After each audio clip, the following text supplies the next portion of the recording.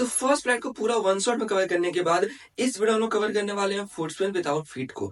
ये वीडियो पूरा news level based है, इसमें जितनी भी चीजें हैं वो सब डिटेल में बताई गई है। तो इसको देखने वाले को पूरा फुटस्पिन विदाउट फीट कंप्लीट हो जाएगा। तो हाँ, अगर आपने फर्स्ट फ्लाइट का वीडियो नहीं देखा है वन शॉट का, तो उसका कमेंट में लिंक में पेस्ट कर दूंगा। तो चलो अब इस वीडियो को स्टार्ट करते हैं। तो सबसे पहले हम देखेंगे चैप्टर 1 को, जो है अ ट्रियम्फ ऑफ सर्जरी। इसके राइटर हैं जेम्स हैरियोट, और वह इसमें बताते हैं कि एक बहुत ही अमीर महिला जिनका नाम है मिसेस पम्फेरी, उनका एक छोटा सा डॉग है और उस डॉग का नाम है ट्रिकी। मिसेस पम्फेरी ट्रिकी का बहुत अच्छा देखभाल करती हैं और उसे बहुत ज़्यादा खिलाती पिलाती हैं। एक दिन ट्रिकी बीमार पड़ जाता है, इसलिए वह एक वेटरिनरी डॉक्टर, यानी जो जानवरों को देखने वाले डॉक्टर होते हैं, उनके पास अपॉइंटमेंट लेती हैं। तो यहाँ पे सवाल उठता है कि क्या ट्रिकी को ऑपरेशन करवाना पड़ता है और क्या वह रिकवर हो पाता है या नहीं। तो आइए जानते हैं इस बात को इस चैप्टर में। अब पूरा चैप्टर डॉक्टर के पॉइंट ऑफ व्यू से है, यानी वही पूरे चीज को बता रहे हैं। डॉक्टर यहाँ कहते हैं कि इस पर वो बहुत ज्यादा चिंता में थे ट्रिकी को लेकर के। वह ड्राइव करके जा रहे होते हैं, तभी स्ट्रीट पर ट्रिकी और उसके मिस्ट्रेस को देखते हैं। ट्रिकी का हुलिया देख करके वो बहुत ज्यादा शॉक हो जाते हैं, इसलिए एकदम से गाड़ी वहां पर रोकते हैं। ट्रिकी बहुत ही मोटा हो गया था, मानो जैसे किसी सॉसेज में बहुत ज्यादा मीट भर दिया गया हो और उसके 4 टांग हो। उसके आंखों की तरफ ये देखते हैं तो उसकी आंख एकदम ही ब्लड शॉट, यानी लाल और रूमी रूमी का अर्थ हुआ वाटर दिखाई पड़ रही थी, और उसका जीभ उसके मुंह के बाहर लटका हुआ था। मिसेस पैम्पेरी हेजिटेट करते हुए कहती हैं कि इसको देख करके लग रहा था मानो इसमें एनर्जी ही नहीं है और यह मेल न्यूट्रिशन से सफ़र कर रहा हो, इसलिए मैंने इसे और माल्ट, कॉड लिवर ऑयल और हॉर्लिक्स रात में देना शुरू कर दिया इसके सोने से पहले, और ज़्यादा कुछ नहीं। डॉक्टर से पूछते हैं कि मैंने आपको कहा था कि इसे कोई भी मीठी चीज़ें नहीं देने के लिए, तो क्या आपने उसे कट किया, यानी मीठी चीज़ें देना छोड़ा। तो इस पर वो कहती हैं कि ट्रिकी बहुत ही कमज़ोर दिख रहा था और अपने आप को इसलिए वो रोक नहीं पाए। ट्रिकी को क्रीम केक्स और चॉकलेट्स बहुत पसंद है, इसलिए अपने आप को मना नहीं कर पाई उसे देने के लिए। डॉक्टर ट्रिकी की तरफ देखते हैं, वो सोच रहे होते हैं कि ट्रिकी का सिर्फ एक ही गलती है, वह है उसका लालच। उसे आप चाहे कभी भी खाना दो, चाहे दिन में या रात में कितनी बार भी दो, वो कभी भी मना नहीं करेगा और खाता रहेगा। डॉक्टर फिर सोचते हैं कि मेरे पूछने पर इन्होंने इतना बताया है, तो आखिर ना जाने और कितनी सारी बातें होंगी जो उन्होंने मुझे अभी तक नहीं बताया है ट्रिकी को लेकर के। डॉक्टर फिर पूछते हैं कि क्या आप इससे अच्छा खासा एक्सरसाइज करवाती हैं। इस पर वह कहती हैं कि जैसा आप देख सकते हैं कि इसकी मेरे साथ थोड़ी वॉक हो जा रही है, लेकिन हॉज किंग जो कि मेरा गार्डनर है, उसको लुम्बैगो हो गया है। लुम्बैगो यानी बैक पेन, जैसा आप फोटो में देख सकते हैं, और इस वजह से कोई भी रिंग थ्रोइंग नहीं हो पा रहा है, यानी वही ट्री को ले जा करके ग्राउंड में रिंग थ्रो करके उसके साथ खेलता था। डॉक्टर कोशिश करते हैं थोड़ा सीरियस होने का, और वो कहते हैं कि देखिए, अगर आपने इसका स्ट्रिक्ट डाइट नहीं रखा तो इसका हालत और भी ज़्यादा खराब हो जाएगा। इस पर मिसेस पेम्पेरी कहती हैं कि यह तो मेरे लिए बहुत डिफ़िकल्ट है, यानी बहुत ही ज़्यादा डिफ़िकल्ट है। अपने सिर को नीचे कर लेती है और मानो ऐसा डिटरमाइन कर रही हूँ कि अब वो एक नया रेजिमे रेजिमे मतलब डाइट और एक्सरसाइज उसको फॉलो करवाएंगे हर दिन। डॉक्टर बहुत ही कंसर्न के साथ ट्रिकी पर ध्यान देते हैं, उसकी प्रोग्रेस को देखते हैं। कुछ दिन तक देखने के बाद वह नोटिस करते हैं 2 चीज। पहला ये कि ट्रिकी के तबीयत में कोई भी सुधार नहीं आ रहा था, और अगर ऐसा ही चलता रह गया तो उन्होंने सोचा कि बहुत जल्द मिसेस पम्फेरी वापस से इन्हें कॉल करेंगी। दूसरा चीज इन्होंने यह नोटिस किया कि ट्रिकी के वार्डरोब में, मतलब जिसमें कपड़े रखे रहते हैं, उसमें अलग अलग वेदर यानी मौसम के लिए अलग अलग कोट्स थे। जैसे कि अगर मौसम ठंडा रहा तो अलग कोट, मौसम में नमी रही तो उसके लिए रेन कोट, और इस तरह बहुत ज्यादा कोट्स थे उसके पास। कुछ ही दिनों के बाद मिसेस पेम्पेरी का कॉल आता है डॉक्टर के पास, और वह बोलती हैं कि ट्रिकी अब कुछ भी खाने से मना कर रहा है, यहाँ तक कि अपना फेवरेट डिश जो है वो भी नहीं खा रहा है। वो कुछ कुछ देर पर वॉमिट कर रहा है, उल्टी कर रहा है। पूरा दिन रग रग यानी आप कह सकते हो जो दर्री रहता है घर में, उस पर बैठा रह जा रहा है, हाँ पर है, और वॉक के लिए भी नहीं चल रहा है और कुछ भी नहीं कर रहा है, बस वहीं पे पड़ा रह रहा है। डॉक्टर सोचते हैं कि सिर्फ एक ही तरीका है उसे सही करने का, वह है कुछ वक्त के लिए उसे घर से बाहर निकाल करके हॉस्पिटलाइज कर देने के लिए, एक फोर्टनाइट करते हुआ 2 वीक के लिए, ताकि वह उस पर नजर रख सकें, उसे ऑब्जर्व कर सकें। डॉक्टर कार लेकर के मिसेस पैम्पेरी के घर जाते हैं।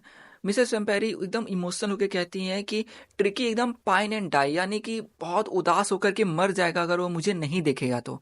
लेकिन डॉक्टर भी अब एकदम फॉर्म हो जाते हैं, यानी कि वो भी सीरियस होकर के जाते हैं, ट्रिकी को अंदर एक ब्लैंकेट में रखते हैं और फिर वापस बाहर अपने कार की तरफ बढ़ जाते हैं। डॉक्टर ने देखा कि घर के स्टाफ और घर के नौकर चाकर सभी ट्रिकी के डे बेड, नाइट बेड, उसके favourite cushion, toys, rubber ring, सुबह खाने के लिए जो उसका कटोरा है, बॉल, फिर लंच के लिए, फिर डिनर के लिए सब लेकर के आते हैं। अब डॉक्टर देखते हैं कि भाई उनके कार में अब जगह ही नहीं बचा है, इसलिए वो गाड़ी को स्टार्ट करके जाने लग जाते हैं। डॉक्टर जैसे ही थोड़ा सा आगे बढ़ते हैं, वो देखते हैं कि मिसेस पेम्पेरी खिड़की से बाहर बहुत सारे छोटे छोटे कोट्स नीचे फेंकती है, और उससे वो डिस्पेयरिंग क्राई में थी, यानी बहुत ही निराश दिख रही थी। डॉक्टर नहीं रुकते हैं, वो आगे बढ़ते हैं, और जैसे ही टर्निंग आता है तो एक बार मिरर से बाहर देखते हैं, तो वो देखते हैं कि सभी जितने भी स्टाफ वगैरह थे, सभी की आंखों में आंसू थे। ना यहाँ पे कहा जा रहा है कि डॉक्टर ड्राइव करते हुए उस पैथेटिक लिटिल एनिमल, यानी उस बेचारे, उस फ्रस्ट्रेटेड लिटिल एनिमल को देखते हैं जो उनके बगल में बैठा रहता है। वो उसके सिर पर पैट करते हैं, तो ट्रिकी ब्रेव एफर्ट करता है अपने पूंछ को हिलाने का। इसी पर वो कहते हैं पुअर ओल्ड लैड, लैड करते हुआ बॉय, यानी बेचारा लड़का। वो कहते हैं कि तुम्हें बिल्कुल भी किक यानी एनर्जी नहीं बचा है, लेकिन मुझे पता है शायद कि तुम्हें कैसे ठीक करना है। फिर वो सर्जरी पे पहुंच जाते हैं। यहाँ पे सर्जरी का अर्थ हुआ जहाँ पर ट्रीटमेंट होता है। हॉस्पिटल या कहो सर्जरी में जितने भी डॉग्स थे, वो ट्रिकी के आसपास में घूमने लग जाते हैं। ट्रिकी एक कारपेट पर लेटा रहता है और उसके आँख एकदम डल रहते हैं, बिना मोशन के वहाँ पे वो लेटा रहता है। डॉग्स उसके आसपास में घूमते हैं और स्निफ करने का, मतलब स्वाद सूंघने के बाद वो ऐसा लगता है, डिसाइड करते हैं मानो ये इंटरेस्टिंग ऑब्जेक्ट नहीं है, फिर उसको इग्नोर कर देते हैं। डॉक्टर उसके लिए बेड लगा देते हैं एक वार्म लूज बॉक्स में जो वहाँ पर रहता है। 2 दिन तक वो उस पर नज़र रखते हैं और सिर्फ उसको पानी पिलाते हैं खूब, लेकिन खाना नहीं देते हैं। जैसे ही 2 दिन का अंत होने वाला होता है, मतलब एंड में आप बोल सकते हो शाम या रात के वक्त में, वो अपने सराउंडिंग में थोड़ा इंटरेस्ट लेने लग जाता है। तीसरे दिन जब ट्रिकी सुनता है कि बाकी डॉग्स यार्ड में हैं, तो उनकी आवाज़ सुन करके वह विम्पर करने लग जाता है, यानी हल्की रोने की आवाज़ निकालने लग जाता है। डॉक्टर जाकर के उसका गेट खोल देते हैं, तभी वो एकदम से ट्रॉटेड आउट, यानी दौड़ करके बाहर निकलता है और जाता है जो के पास, जो कि एक ग्रे हाउंड डॉग है, यानी उसके पास घूमने लग जाता है। तभी जो बाकी के डॉग्स रहते हैं वो भी आते हैं, उसको इंस्पेक्ट करते हैं, उसके ऊपर रोल ओवर करते हैं, ऐसे मतलब जो डॉग्स जो है सो जाते हैं इधर इधर उधर। देन उसके बाद जो बाकी डॉग्स रहते हैं वो गार्डन की तरफ चल जाते हैं, और ट्रिकी भी फिर उनको फॉलो करने लग जाता है अपने स्लाइड, जो उसका सरप्लस फैट रहता है उसको लेकर के। यानी अभी भी वो ठीक हुआ था, बट उसके शरीर में अभी भी फैट था, तो वो एकदम धीरे धीरे फिर उनके पीछे चला जाता है गार्डन की ओर। कुछ देर बाद जब डॉग से खाना खाने का वक्त हो जाता है, तो उस समय डॉक्टर वहाँ पे मौजूद रहते हैं। और जब ट्रिस्टन ट्रिस्टन एक जनरल न्यूट्रल नेम है, इस यह एक लड़का या लड़की कुछ कोई भी हो सकता है, बुक में नहीं बताया गया है, लेकिन ज़्यादातर ये लड़कों का नाम होता है, इससे मान लेते हैं कि एक लड़का है, जो कि सभी डॉग्स के बोल में खाना रख देता है। सभी डॉग्स दौड़ जाते हैं खाना के लिए, क्योंकि वो जानते हैं कि अगर वो हल्का भी लेट हुए, तो जो डॉग पहले पहुंचेगा वो अपना खाना खाने के बाद दूसरे के खाने में मुंह लगा देगा, यानी कि कंपटीशन हो जाएगा। इससे वो एकदम तेजी में दौड़ जाते हैं खाना खाने के लिए। जब सभी खाना खा लेते हैं, तो ट्रिकी वहां पे टहलता हुआ जाता है और उनके कटोरों को चाटने लग जाता है। इसलिए अगले दिन उसके लिए भी एक कटोरा रखा जाता है खाना खाने के लिए। ट्रिकी उस गैंग का एक एक्सेप्टेड मेंबर बन गया था, और सभी एक दूसरे के बीच में बहुत खेला करते थे। देखकर लगता था जैसे एक सिल्की ऑब्जेक्ट है उस सैगी क्रू में। यानी ट्रिकी के बाल बहुत ही सिल्की थे, लेकिन बाकी सारे जो डॉग थे उनके बाल बहुत ही सैगी, रफ या खुरदुरा आप कह सकते हो। सभी एकदम जब भी खाने का वक्त होता तो टाइगर की तरह मानो लड़ते थे, और जैसे ही रात होता तो वो लोग जो ओल्ड हैन हाउस था उसमें चले जाते और उसमें चूहे मारा करते थे। ट्रिकी के पूरे लाइफ में उसने ऐसा वक्त नहीं देखा होगा, यानी इतना वो सभी के साथ खेलना और ये सब काम करना। तो ये तो हो गया उस सर्जरी का माहौल। वहीं दूसरी तरफ मिसेस पैम्पेरी हर बार कॉल करा करती थी डॉक्टर से पूछने के लिए कि क्या उसका जो कुशन है वो टर्न होता है कि नहीं रेगुलरली, क्या उसके जो कोट्स है वेदर के हिसाब से उसे पहनाए जाते हैं या नहीं। लेकिन डॉक्टर सही बात को डॉज करते हुए कहते हैं कि वह अब खतरे से बाहर है, और उसमें बहुत तेजी से कॉन्वेलेंसिंग, कॉन्वेलेंसिंग का अर्थ हुआ जो वक्त के साथ आराम करने पर सुधार आता है, तो उसमें बहुत तेजी में सुधार आ रहा है। देखकर लग रहा था कि ये जो कॉन्वेलेंसिंग वार्ड है, यानी कि ट्रिकी के अंदर सुधार आ रहा है, ये कुछ असर कर गया था मिसेस पंपेरी पे, क्योंकि अब वो एकदम फ्रेश एग से 2 डजन एक बार में भेजा करती थी। मतलब जब भी वो बेचती तो 2-2 दर्जन अंडे बेचती। ये सब तो था ट्रिकी के स्ट्रेंथ को बढ़ाने के लिए, लेकिन कुछ वक्त के लिए जो डॉक्टर उनके पार्टनर्स थे, यानी जो भी उस जगह पे उस सर्जरी में जो भी उनके साथ लोग थे, वो लोग ब्रेकफास्ट में 2-2 अंडे लेने लग गए। इसके बाद वाइन भी आने लग गई, और ये भी जब जब एग और उसके साथ फिर वाइन आने लग गया, तब ये पता चल गया था कि ये जो real possibilities of situation began to dawn on the household. यहाँ पे रियल पॉसिबिलिटी था कि ये सभी ट्रिकी के लिए थे, उसके स्ट्रेंथ के लिए थे, उसके ब्लड को इनरिच करने के लिए और अच्छा करने के लिए थे। बट यहाँ पर इन सभी चीज़ों का फायदा कौन ले रहा था? ये सब फायदा ले रहे थे वो जो हाउस होल्ड वाले थे, यानी उस सर्जरी में जो भी लोग थे। सर्जरी को हाउस होल्ड इसलिए कहा गया क्योंकि वहीं पर डॉक्टर उनके पार्टनर सब हैं। देखो, डॉक्टर को यहाँ बात पता था कि ये सभी चीज़ें ट्रिकी के लिए है, लेकिन ये जो भी चीज़ें ट्रिकी के लिए आ रही थी, ये सारी चीज़ began to dawn on household. इसका अर्थ हुआ कि ये सभी चीज़ धीरे-धीरे आ रही थी, लेकिन सब हाउस होल्ड में ये लोग कंज़्यूम करते जा रहे थे। जब ब्रांडी आने लग गया तो इन्हें तो विश्वास ही नहीं हो रहा था, क्योंकि ब्रांडी भी ट्रिकी के लिए ही था। लेकिन बट ये कहते हैं कि for a few nights the fine spirit was rolled around. Fine spirit कहा गया है ब्रांडी को, क्योंकि ब्रांडी बहुत ही फाइन क्वालिटी का अल्कोहल है। वो कहते हैं कि वो रोल्ड अराउंड मीन्स वहां पे आया उनके पास। देन इनहेल का अर्थ हुआ कि उसे कंज्यूम करना, और रेवरेंटली ड्रंक, रेवरेंटली का अर्थ होता है कि आदर के साथ उसको पी जाना, तो ड्रंक करना। देन ये कहते हैं कि ये तो पूरा मतलब मानो दिल खोल करके सुबह अंडे खाते थे, दोपहर के वक्त में वो वाइन पिया करते थे, और रात में खाने के बाद वो ब्रांडी पिया करते थे। और इस तरह इनका दिन शुरू और खत्म होता था। अब इनका बहुत ही गहरा डिजायर हो गया, यानी टेम्पटेशन हो गया कि यह ट्रिकी को परमानेंट गेस्ट बना ले। लेकिन ये जानते थे कि मिसेस पम्फेरी बहुत ही ज्यादा सफर कर रही हैं। इसलिए जैसे ही एक फोर्टनाइट बीतता है, यानी 2 वीक बीतते हैं, वह कंपेल्ड हो जाते हैं, यानी मजबूर हो जाते हैं और कॉल कर देते हैं कि जो डॉग है वो ठीक हो चुका है।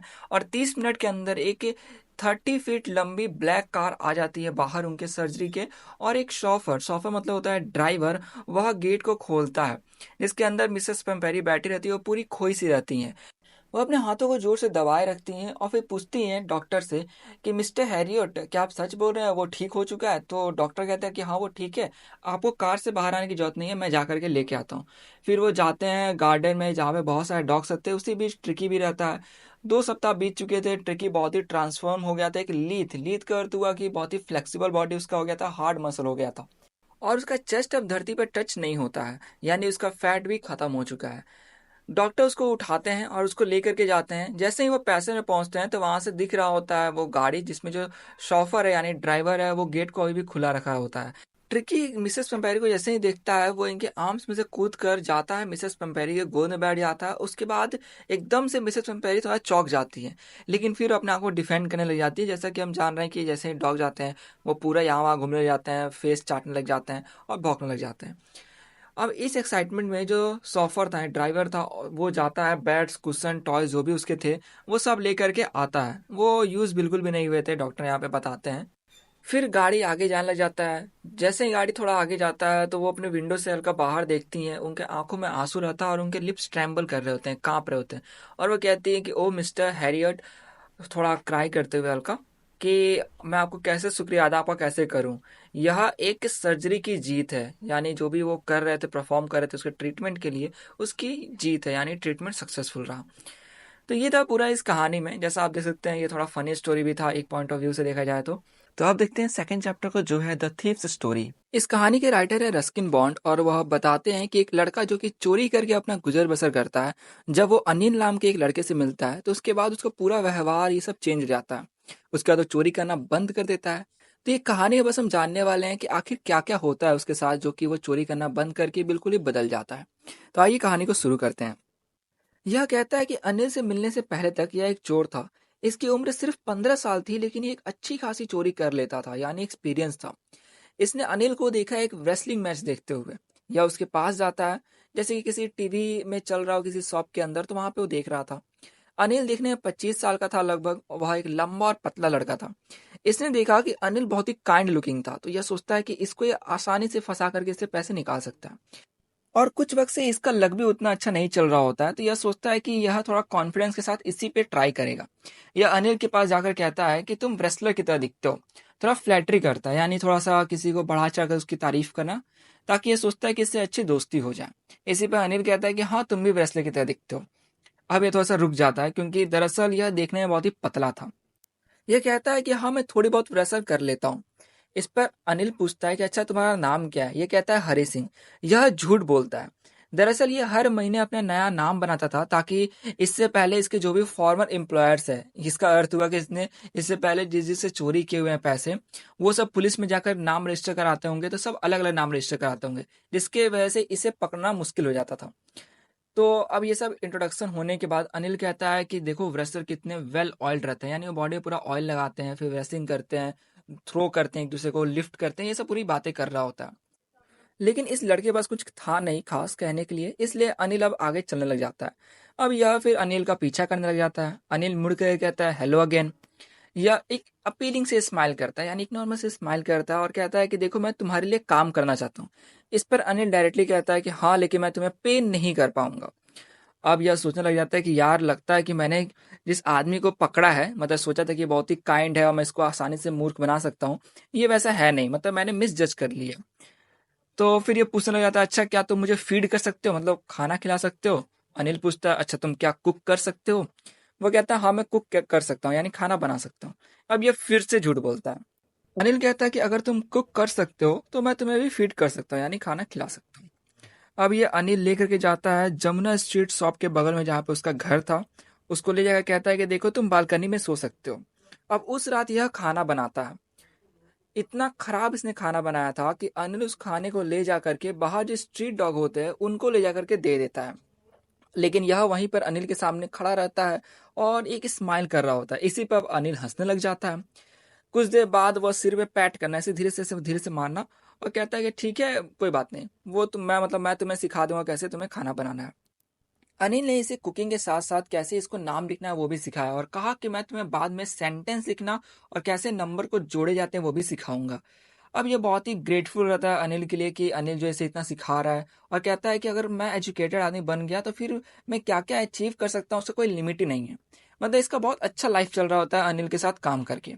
यह सुबह उठ के चाय बनाता, फिर जा करके जो भी डेली सप्लाईज है वो खरीदता, उसी बीच जो है कुछ प्रॉफिट कर लेता है 1 रुपए का एक दिन में, जैसे कि सामान खरीदने में पैसे बचा लेना।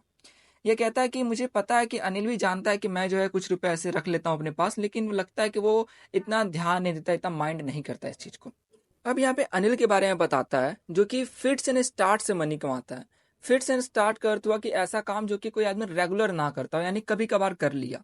और वह यह था कि अनिल एक सप्ताह किसी से पैसे लेता तो फिर किसी और को दे देता, और इससे वह पैसे कमाता था। अब कैसे कमाता है ये देखो, जैसे मान लो किसी से 3% पे इंटरेस्ट लिया और किसी को 5% में भेज भेज दिया, फिर उसको 2% का यहाँ पे फायदा हो जाता है। तो जब जब उसका चेक आना रहता तब तक वो वरी करता कि भाई पैसे मिलेंगे कि नहीं, क्योंकि इसने भी किसी और से लिए हैं, इसको भी वापस करने हैं, तो इसलिए वरी करता। लेकिन जैसे ही इसके पैसे आ जाते तो ये सेलिब्रेट करने चला जाता। इसी पर फिर इसके बाद कहता है कि अनिल इसके साथ जो है मैगजीन्स भी लिखा करता था। और फिर कहता है कि देखो कैसा क्विर वे है लिविंग का, यानी कैसा अजीब सा तरीका है लिविंग करने का, कि कभी ऐसे पैसे बोरो करके लैंड करके कमाना, कभी मैगजीन्स लिख के, कभी कुछ काम करके। एक शाम अनिल थोड़े से बंडल ऑफ नोट्स के साथ घर पर आता है और कहता है कि मैंने आज अपनी बुक पब्लिशर को सोल्ड की है। उस साथ वह पैसे को लेता है और टक करके, यानी अच्छे से मैट्रेस के अंदर डाल देता है। यह कहता है कि यह अनिल के लिए लगभग 1 महीने से काम कर रहा है और शॉपिंग के अलावा इसने कहीं पर भी चीटिंग नहीं की थी। यानी शॉपिंग में जो वो 1 रुपए करीब में बचा लेता था बस वही रखता था। इसने कहा कि मैंने बहुत वक्त से जो वो काम करता आ रहा था उसे नहीं किया है, यानी चोरी करना। इसके पास बहुत सारे अपॉर्चुनिटी थे, जैसे कि अनिल जो है इसको दरवाजे का चाबी दे दिया करता था, जिससे कि ये जब चाहे आ जा सकता था। मतलब ये कहता है कि अनिल बहुत ही ट्रस्टिंग पर्सन है, यानी सभी लोगों पे बहुत ज़्यादा ट्रस्ट कर लेता है, और इस वजह से इसको लूटना बहुत मुश्किल हो जाता है। यहाँ पर यह कहता है कि जो लोग ग्रीडी होते हैं इसके हिसाब से उनको लूटने में वो अफोर्ड कर सकते हैं, क्योंकि वो लालची है, पहले ही बोलता है। लेकिन जो लोग केयरलेस होते हैं, यानी जो परवाह ही नहीं करते हैं, उनको लूटने में कोई मजा नहीं होता है, ऐसा यह बता रहा है, ऐसा ये कह रहा है। अब ये कहता है कि इसको प्रैक्टिस किए हुए, यानी इसको चोरी किए हुए बहुत ज्यादा वक्त हो गया, मतलब अपने आप को ये बता रहा होता है, कह रहा होता है कि वैसे भी अगर मैं इसका ये पैसे नहीं लेता हूँ तो ये अपने दोस्तों पे जाकर वेस्ट कर देगा, और वैसे भी कौन सा ये मुझे पे करता है। मतलब ये अपने आप को मानो एक तरह से समझा रहा होता है कि इसको चोरी करना है। अब इसलिए जैसे ही रात हो जाता है अनिल जाकर के सो जाता है, और जैसे ही मतलब चांद की रोशनी पड़ती है बालकनी में तो ये उठता है अपने बेड से, और निकलते हुए वह पूरा सिचुएशन नापता है कि कैसे वो पैसे चुराएगा, फिर भाग करके 10:30 में जो एक्सप्रेस ट्रेन जाती है लखनऊ के लिए उसे पकड़ेगा और भाग जाएगा। अब ये सोचते हुए, पूरा प्लान बनाते हुए वह अपने ब्लैंकेट से निकलता है, बेड पर जागता है, और जहाँ पे अनिल सोया हुआ रहता है तो वो उसके फेस को देखता है। वो कहता है उसका फेस एकदम बिल्कुल चिंता मुक्त रहता है, मतलब अनलाइन रहता है, उस पर चिंता बिल्कुल नहीं रहती है। और उसका फेस देखे कहता है कि उसका फेस जो था अनिल का, वो इसके फेस से अच्छा था, क्योंकि इसके फेस पे बहुत सारे स्कार्स थे। अब ये मैट्रिक्स के अंदर हाथ घुसाता है, पैसे निकालता है, इसको पैसे निकल तो जाते हैं, और बिल्कुल शांति से ऐसा ये काम कर रहा होता है। तभी अचानक से अनिल साई करते हुए, यानी कि गहरी सांस लेते हुए इसी की तरफ मुड़ जाता है। अब एकदम से डर जाता है और एकदम रेंगते हुए रूम से बाहर चला जाता है। फिर रोड पर जाकर के दौड़ने लग जाता है। उसने जो भी पैसे थे उसको वेस्ट यानी कि कमर में जो पैजामा का जो नाड़ा यानी जो धागा कह सकते हो उससे वो दबाए रखता है। दौड़ते हुए वो धीरे हो जाता है, फिर वो पैसे काउंट करने लग जाता है जिसके अंदर 600 रुपीज थे जो सभी 50 के नोट्स थे। यह कहता है कि यह ऑयल रिच अरब की तरह 1 या 2 सप्ताह तक जी सकता था इतने रुपए से। यानी ये कहानी कहते तो बहुत पुरानी है जिसके अंदर इतना महत्व है 600 रुपए का। अब ये स्टेशन में पहुंच जाता है। यह टिकट ऑफिस बस नहीं रुकता है क्योंकि इसने लाइफ में आज तक कभी टिकट नहीं खरीदा था। एकदम से प्लेटफॉर्म पे जाता है। लखनऊ एक्सप्रेस जो थी वो अब आगे जाने ही वाली होती है। ट्रेन जो है स्पीड पकड़ लेती है। चाहता तो अभी भी दौड़ करके जो है अंदर जा सकता था, लेकिन पता नहीं क्यों इसको हेजिटेशन सा होता है। कुछ ऐसे रीजन से जो ये एक्सप्लेन नहीं कर पाता है। जैसे मान लो कि कुछ पता नहीं इसको अंदर से फील होता है और इस वजह से यह वह अपना चांस गवा देता है वहां से भागने का। मतलब वहां से वो नहीं जा पाता है। अब जब ट्रेन चली गई थी तो यह स्टेशन पे डेजर्टेड प्लेटफॉर्म यानी जहाँ पे कोई लोग नहीं थे वहां पे अकेला खड़ा था। इसके पास कुछ अब आइडिया नहीं था कि कहाँ रात गुजारनी है। इसका कोई दोस्त नहीं था क्योंकि इसे ऐसा बिलीव होता था कि दोस्त सब जितना मदद नहीं करते हैं उसे परेशानी खड़ा करते हैं। और यह उस स्टेशन के अगल बगल में जो छोटे होटल्स थे वहां पर रुकना नहीं चाहा था ताकि वहां के लोगों को क्यूरियोसिटी ना हो कि आखिर ये छोटा बच्चा यहाँ क्या कर रहा है। अब रात हो गए थे। यह कहता है कि यहाँ सिर्फ एक ही व्यक्ति को जान रहा है, वो है अनिल यानी जिसको इसने लूटा है। यह बाजार की तरफ चला जाता है। यह बोलता है कि इसने अपने छोटे से इस करियर में जिसमें इसने चोरी किया है उसमें यह सभी लोगों के चेहरे को देखा है जब भी उनके सामान चोरी होते हैं। जैसे जो ग्रीडी लोग हैं वो फियर दिखाते हैं, उनके चेहरे पे डर रहता है। अमीर लोगों के चेहरे पे गुस्सा रहता है। गरीब लोगों के चेहरे पे एक्सेप्टेंस रहता है, यानी वो मानो ऐसा एक्सेप्ट कर लेते हैं कि अब उनके साथ जो हो गया वो हो गया। बट ये जानता था कि अनिल के फेस पे कैसा एक्सप्रेशन होगा। उसने यह देखा कि जब अनिल को यह पता चलेगा कि उसका मतलब ये जो उसके साथ चोरी हुई है तब उसके चेहरे पर उदासी होगी। वो भी उदासी पैसे की चोरी की वजह से नहीं बल्कि उसका जो ट्रस्ट जो लॉस हुआ है यानी जो ट्रस्ट टूटा है उसकी वजह से। वह चलते चलते एक मैदान यानी पार्क में पहुंच जाता है जहां पर वो बेंच पे बैठ जाता है। रात बहुत चिली थी यानी ठंड बहुत था क्योंकि नवंबर का महीना था। हल्की हल्की डीजल यानी हल्की बारिश हो रही थी जिसकी वजह से थोड़ा डिस्कम्फर्ट और बढ़ गया था, मतलब और इसको ठंड लग रहा था। फिर एकदम से कुछ ही देर बाद बारिश तेज हो गई। इसका पूरा शर्ट और पैजामा भीग करके इसके स्किन से सट गया था और ठंडी हवाएं बहने लग गई थी जो कि पूरे इसके फेस पर ठंडा लग रहा था इसको। यह बाजार में दौड़ कर जाता है जहां पर ये क्लॉक टावर के नीचे जो है बैठ जाता है शेल्टर लेकर, मतलब उसी के नीचे वो बैठ जाता है। क्लॉक में वो देखता है तो पूरे मिडनाइट हो रहे थे, मतलब मान सकते हो 12 बज रहा होता है लगभग। उसने देखा नोट्स को छू करके तो वो डैम्प यानी हल्के गीले हो गए थे बारिश के वजह से।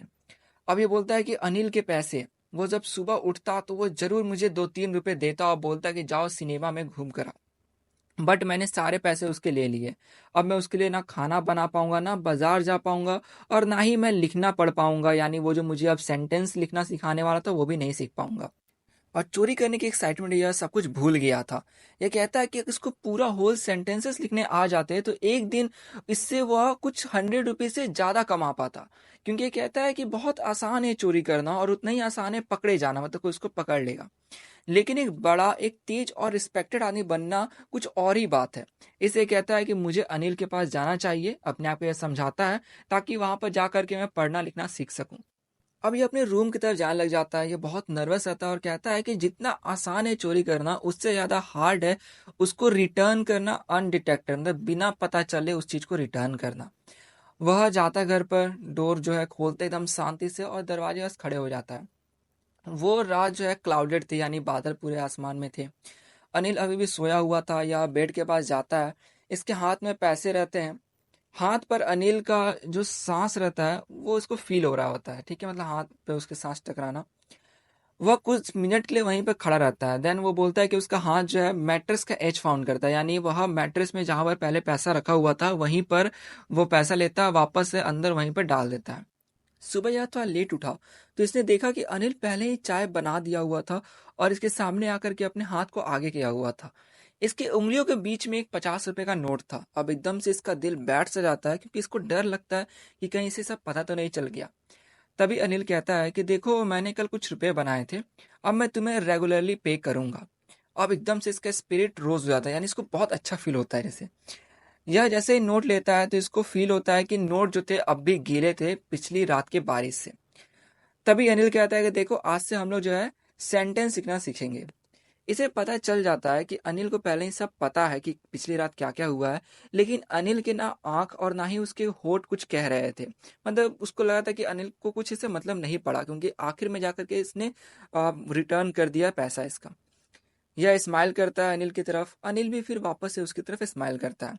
तो इस तरह चैप्टर खत्म होता है। अब आता है चैप्टर 3 पर, जो है द मिडनाइट विजिटर। इसके राइटर हैं रॉबर्ट आर्थर, और ये इसके अंदर एक छोटा सा कहानी बता रहे हैं एक सीक्रेट एजेंट के लाइफ को लेकर के।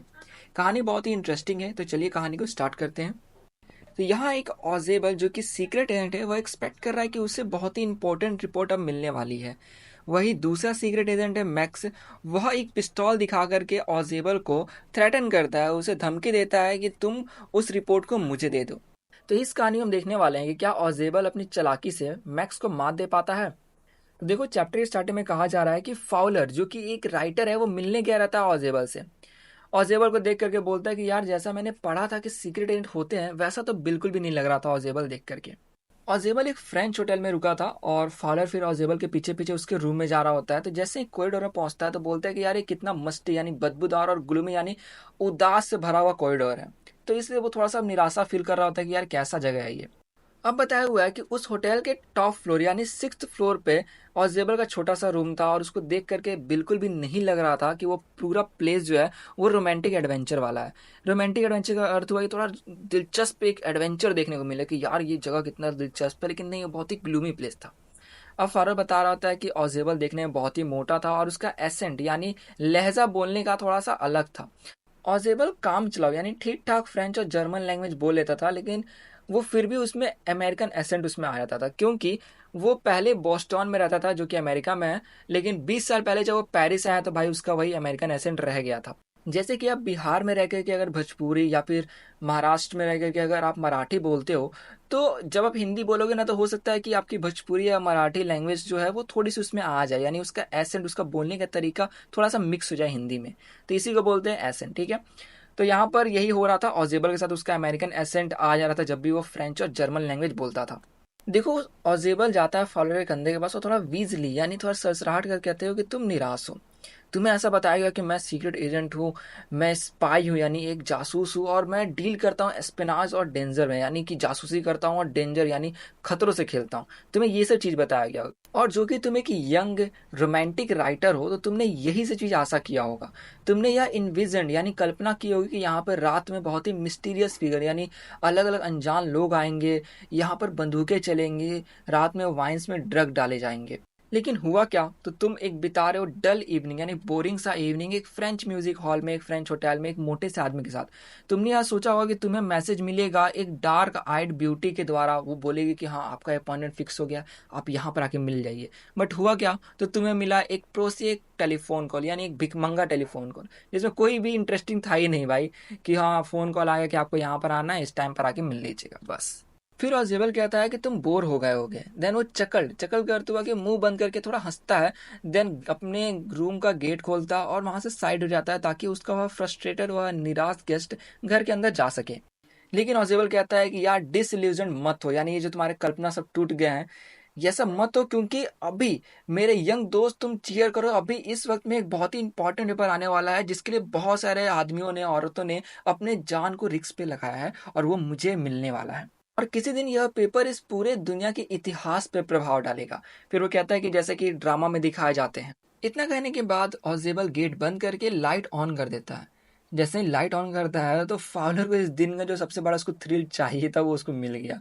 यानी वो जो रोमांच ढूंढ रहा था कि यार, यहाँ पे तो पूरा बोरिंग है, लेकिन उसने उसी पल देखा कि उस घर में, उस रूम के जो बीचों बीच एक व्यक्ति खड़ा था, जिसके हाथ में एक ऑटोमेटिक पिस्तौल था। ये देख करके उसको भले डर लगाओ, लेकिन उसको जो चाहिए था, जैसा उसने सोचा था, वैसा उसको मिल गया। और जेबल कुछ मतलब ब्लिंक करता है, ऐसे पलक झपकाता है, बोलता है, मैक्स तुम हो? मुझे तो लगा था कि तुम बर्लिन में हो, तुम यहाँ मेरे रूम में क्या कर रहे हो? अब थोड़ा आप मैक्स के बारे में जान लो। तो मैक्स सिलेंडर यानी पतला था, टॉल था, और क्राफ्ट यानी चालाक था। देख करके मानो कि एकदम फॉक्स की तरह वो दिखता था, एक लोमड़ी की तरह।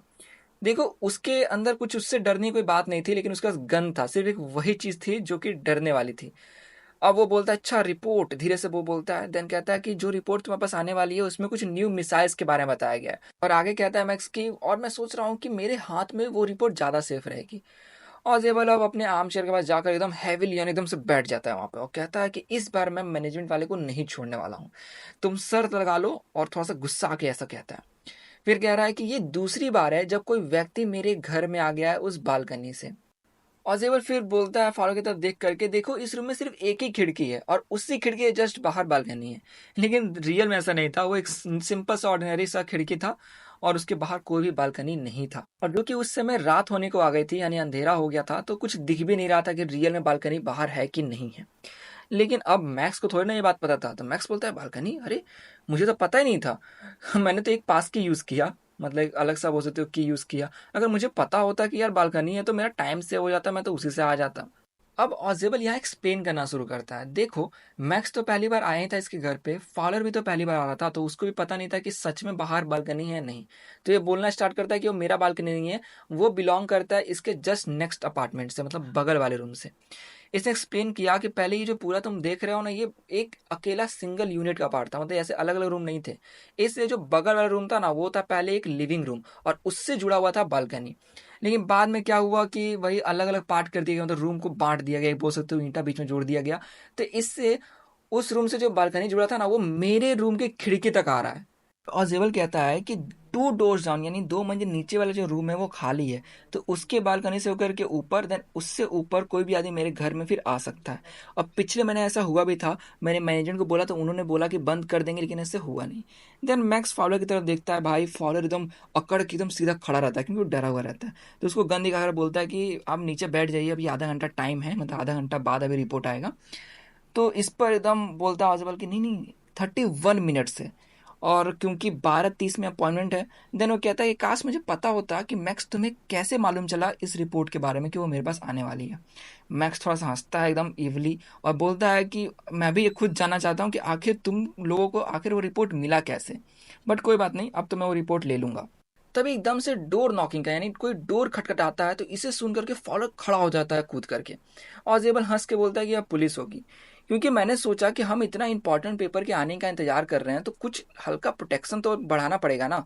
इसलिए मैंने कह दिया था पुलिस को कि वो कुछ कुछ वक्त पर आ करके हम पर चेक करे कि अंदर सब सही है या नहीं। एक्स नर्वस होकर के अपने होठ को काटने लग जाता है, लेकिन तभी वो डोर नॉकिंग और तेज होने लग जाता है। इस पर ऑजेबर बोलता है कि मैक्स अब तुम क्या करोगे, अगर मैंने जवाब नहीं दिया तो आखिर वो अंदर घुस ही जाएंगे, क्योंकि डोर खुला हुआ है और वो अंदर घुस करके बिल्कुल भी हेजिटेट नहीं करेंगे शूट करने के लिए, यानी गोली वो आते अंदर चला देंगे। मैक्स का फेस गुस्सा से एकदम काला हो गया था। वह धीरे से विंडो के पास जाता है और अपना एक पैर बाहर निकाल करके बोलता है कि उन्हें तुम वापस भेज दो, तब तक मैं बालकनी में इंतजार कर रहा हूँ, तुम उन्हें वापस भेज देना, अदरवाइज मैं गोली चला दूंगा। फिर वह जैसे ही मतलब बोल रहा होता है वो, तब तक एकदम से गेट का जो नॉकिंग साउंड है ना वो तेज हो जाता है, फिर आवाज आने लग जाता है, मिस्टर ऑजेबल, मिस्टर ऑजेबल। अब ये सुनने के बाद तो भाई मैक्स बहुत ज्यादा ही नर्वस हो गया था, तो वो अपने पैर को बाहर निकालता है। एक हाथ में गन था तो गन इन लोग की तरफ पॉइंट किया रहता है और दूसरे हाथ से विंडो सिल को पकड़ता है, यानी वो जो ऊपर और नीचे का हिस्सा होता है ना विंडो का, उसको पकड़ता है, यानी कि विंडो के फ्रेम को पकड़ता है ताकि वो सपोर्ट ले सके। फिर दूसरा पैर वो जैसे ही घुमाने वाला होता है, तभी देखता है कि डोर नॉब के घूमने की, यानी वो जो डोर जो है जिसका कुंडी आप कह सकते हो, उसके घूमने की उसको दिखाई पड़ता है। तो एकदम से वो अपने लेफ्ट हैंड से अपने आप को फोर्स करता है ताकि वो वहां के बालकनी में उतर सके। जैसे ही वो नीचे उतरता है तो वो गिरने लग जाता है और चिल्लाता है एकदम तेजी में। अब वो गिरता इसलिए था क्योंकि हमें पता है कि भाई वहां कोई बालकनी थी ही नहीं।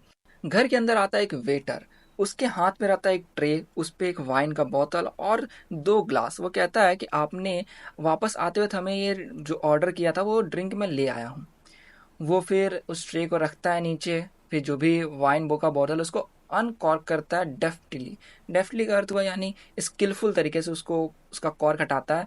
देन वो वहाँ पे बोतल छोड़ता है और वहाँ से चला जाता है। भाई तुम जान रहे हो कि फॉलोअर जो है उसका हालत खराब था, तो वो एकदम हकलाते हुए स्टैमर करते हुए बोलता है कि अरे पुलिस कहाँ है। तो ऑसिबल एकदम से सांस छोड़ता है, साई करता है और बोलता है कि अरे कोई पुलिस नहीं है, वो तो हेनरी है, मतलब उस वेटर का नाम है, और मुझे लगा ही था कि वही आया होगा। फिर फाउलर वापस से कहता है कि अरे वो आदमी बालकनी में है ना। तो ऑसिबल कहता है कि नहीं, वो वापस अब नहीं आने वाला है, क्योंकि देखो मेरे यंग फ्रेंड, यानी मेरे जवान दोस्त, यहाँ कोई बालकनी है ही नहीं।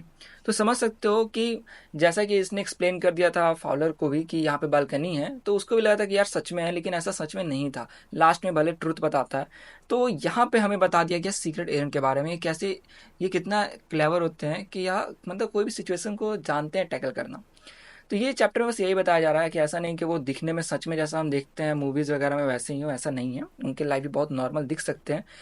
तो ये था पूरे इस कहानी के अंदर। आशा करूँ आपको कहानी समझ में आ गई होगी। तो इस वीडियो में सिर्फ इतना ही था और ये पूरा चैप्टर होता है ख़त्म। अगर आपको इस चैप्टर में कोई भी अच्छी बात लगी और जेबल के बारे में तो ज़रूर कमेंट करके बताएं। तो अब बढ़ते हैं हम चैप्टर 4 पे, जो है अ क्वेश्चन ऑफ ट्रस्ट। इसमें दो बातें कही गई हैं। पहला ये कि एक चोर को अगर आपको पकड़ना है तो दूसरा चोर उसके पीछे लगाना होगा, जिसको हम लोग ये भी बोलते हैं कि अगर आपको चोर को पकड़ना है तो आपको चोर की तरह सोचना होगा। दूसरा है कि चोरों के बीच में बहुत ज़्यादा ऑनर रहता है, यानी एक दूसरे के प्रति सम्मान रहता है, बहुत ट्रस्ट रहता है। तो यहाँ हमसे पूछा जा रहा है कि बताइए कि इन दोनों बात में से यह कहानी किस बात को दर्शाती है। तो कहानी की शुरुआत में कहा जा रहा है कि सभी लोग सोचते थे कि हॉरेस डेनबी एक बहुत ही अच्छा और ईमानदार नागरिक है। उसका उम्र 50 साल था और वो अनमैरिड था, यानी वह शादीशुदा नहीं था। उसकी एक हाउस कीपर थी जो कि उसके स्वास्थ्य का, हेल्थ का बहुत ध्यान रखती थी। ऐसे तो हमेशा वो बहुत अच्छा रहता, लेकिन जैसे ही गर्मी का मौसम आता तो उसको हे फीवर आने लग जाते। हे फीवर का अर्थ हुआ एक टाइप का एलर्जी जो कि प्लांट्स के पॉलन से होते हो। जैसे फूल हो गए, उन सब से बहुत लोग का एलर्जी हो जाती है, कुछ कुछ फूल से। तो इस टाइप से इससे भी बहुत ज़्यादा एलर्जी था। डेनबी लॉक बनाने का काम किया करता था, जैसे कि ताला चाबी हो गया या फिर तिजोरी के जो लॉक्स हो गए वो बनाने के। उसका बिजनेस इतना सक्सेसफुल था कि वो अपने पास 2 हेल्पर्स भी रखा था। डेनबी एक अच्छा और रिस्पेक्टेबल आदमी था, लेकिन उतना ऑनेस्ट नहीं था, उतना ईमानदार नहीं था। और 15 साल पहले वह पहली बार जेल भी गया था, जहाँ पर उसे प्रिजन लाइब्रेरी यानी लाइब्रेरी में सजा काटने को मिला था, लेकिन वहाँ पे कुछ काम वाम करने के लिए। इसे रेयर बुक्स बहुत पसंद थे और उन्हें खरीदने के लिए यह हर साल एक सेफ को, यानी एक तिजोरी को चोरी करना, उसे लूटता था ताकि वो उन बुक्स को अफोर्ड कर पाए।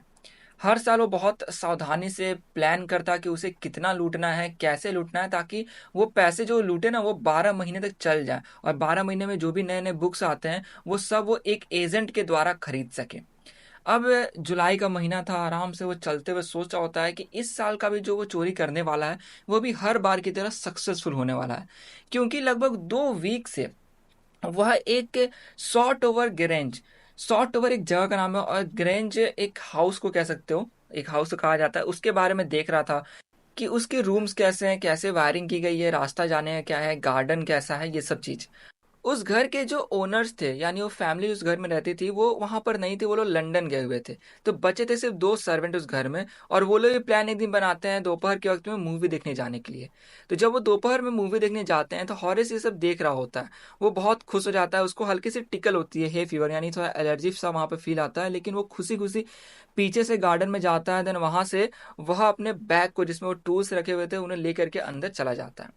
इसने अंदाजा लगाया था कि उस गैरेज सेफ, यानी उस घर के तिजोरी में लगभग 15,000 पाउंड्स के जूल्स हैं, यानी ज्वेलरीज रखे हुए हैं। और अगर ये उन्हें एक एक करके बेचेगा तो इसे लगभग 5,000 कम से कम पाउंड्स मिल जाएंगे, जिससे कि वो पूरा साल हैप्पीली गुजार देगा, यानी कि उस पूरे साल में जो बुक्स आने वाले हैं उन्हें वो खरीद पाएगा।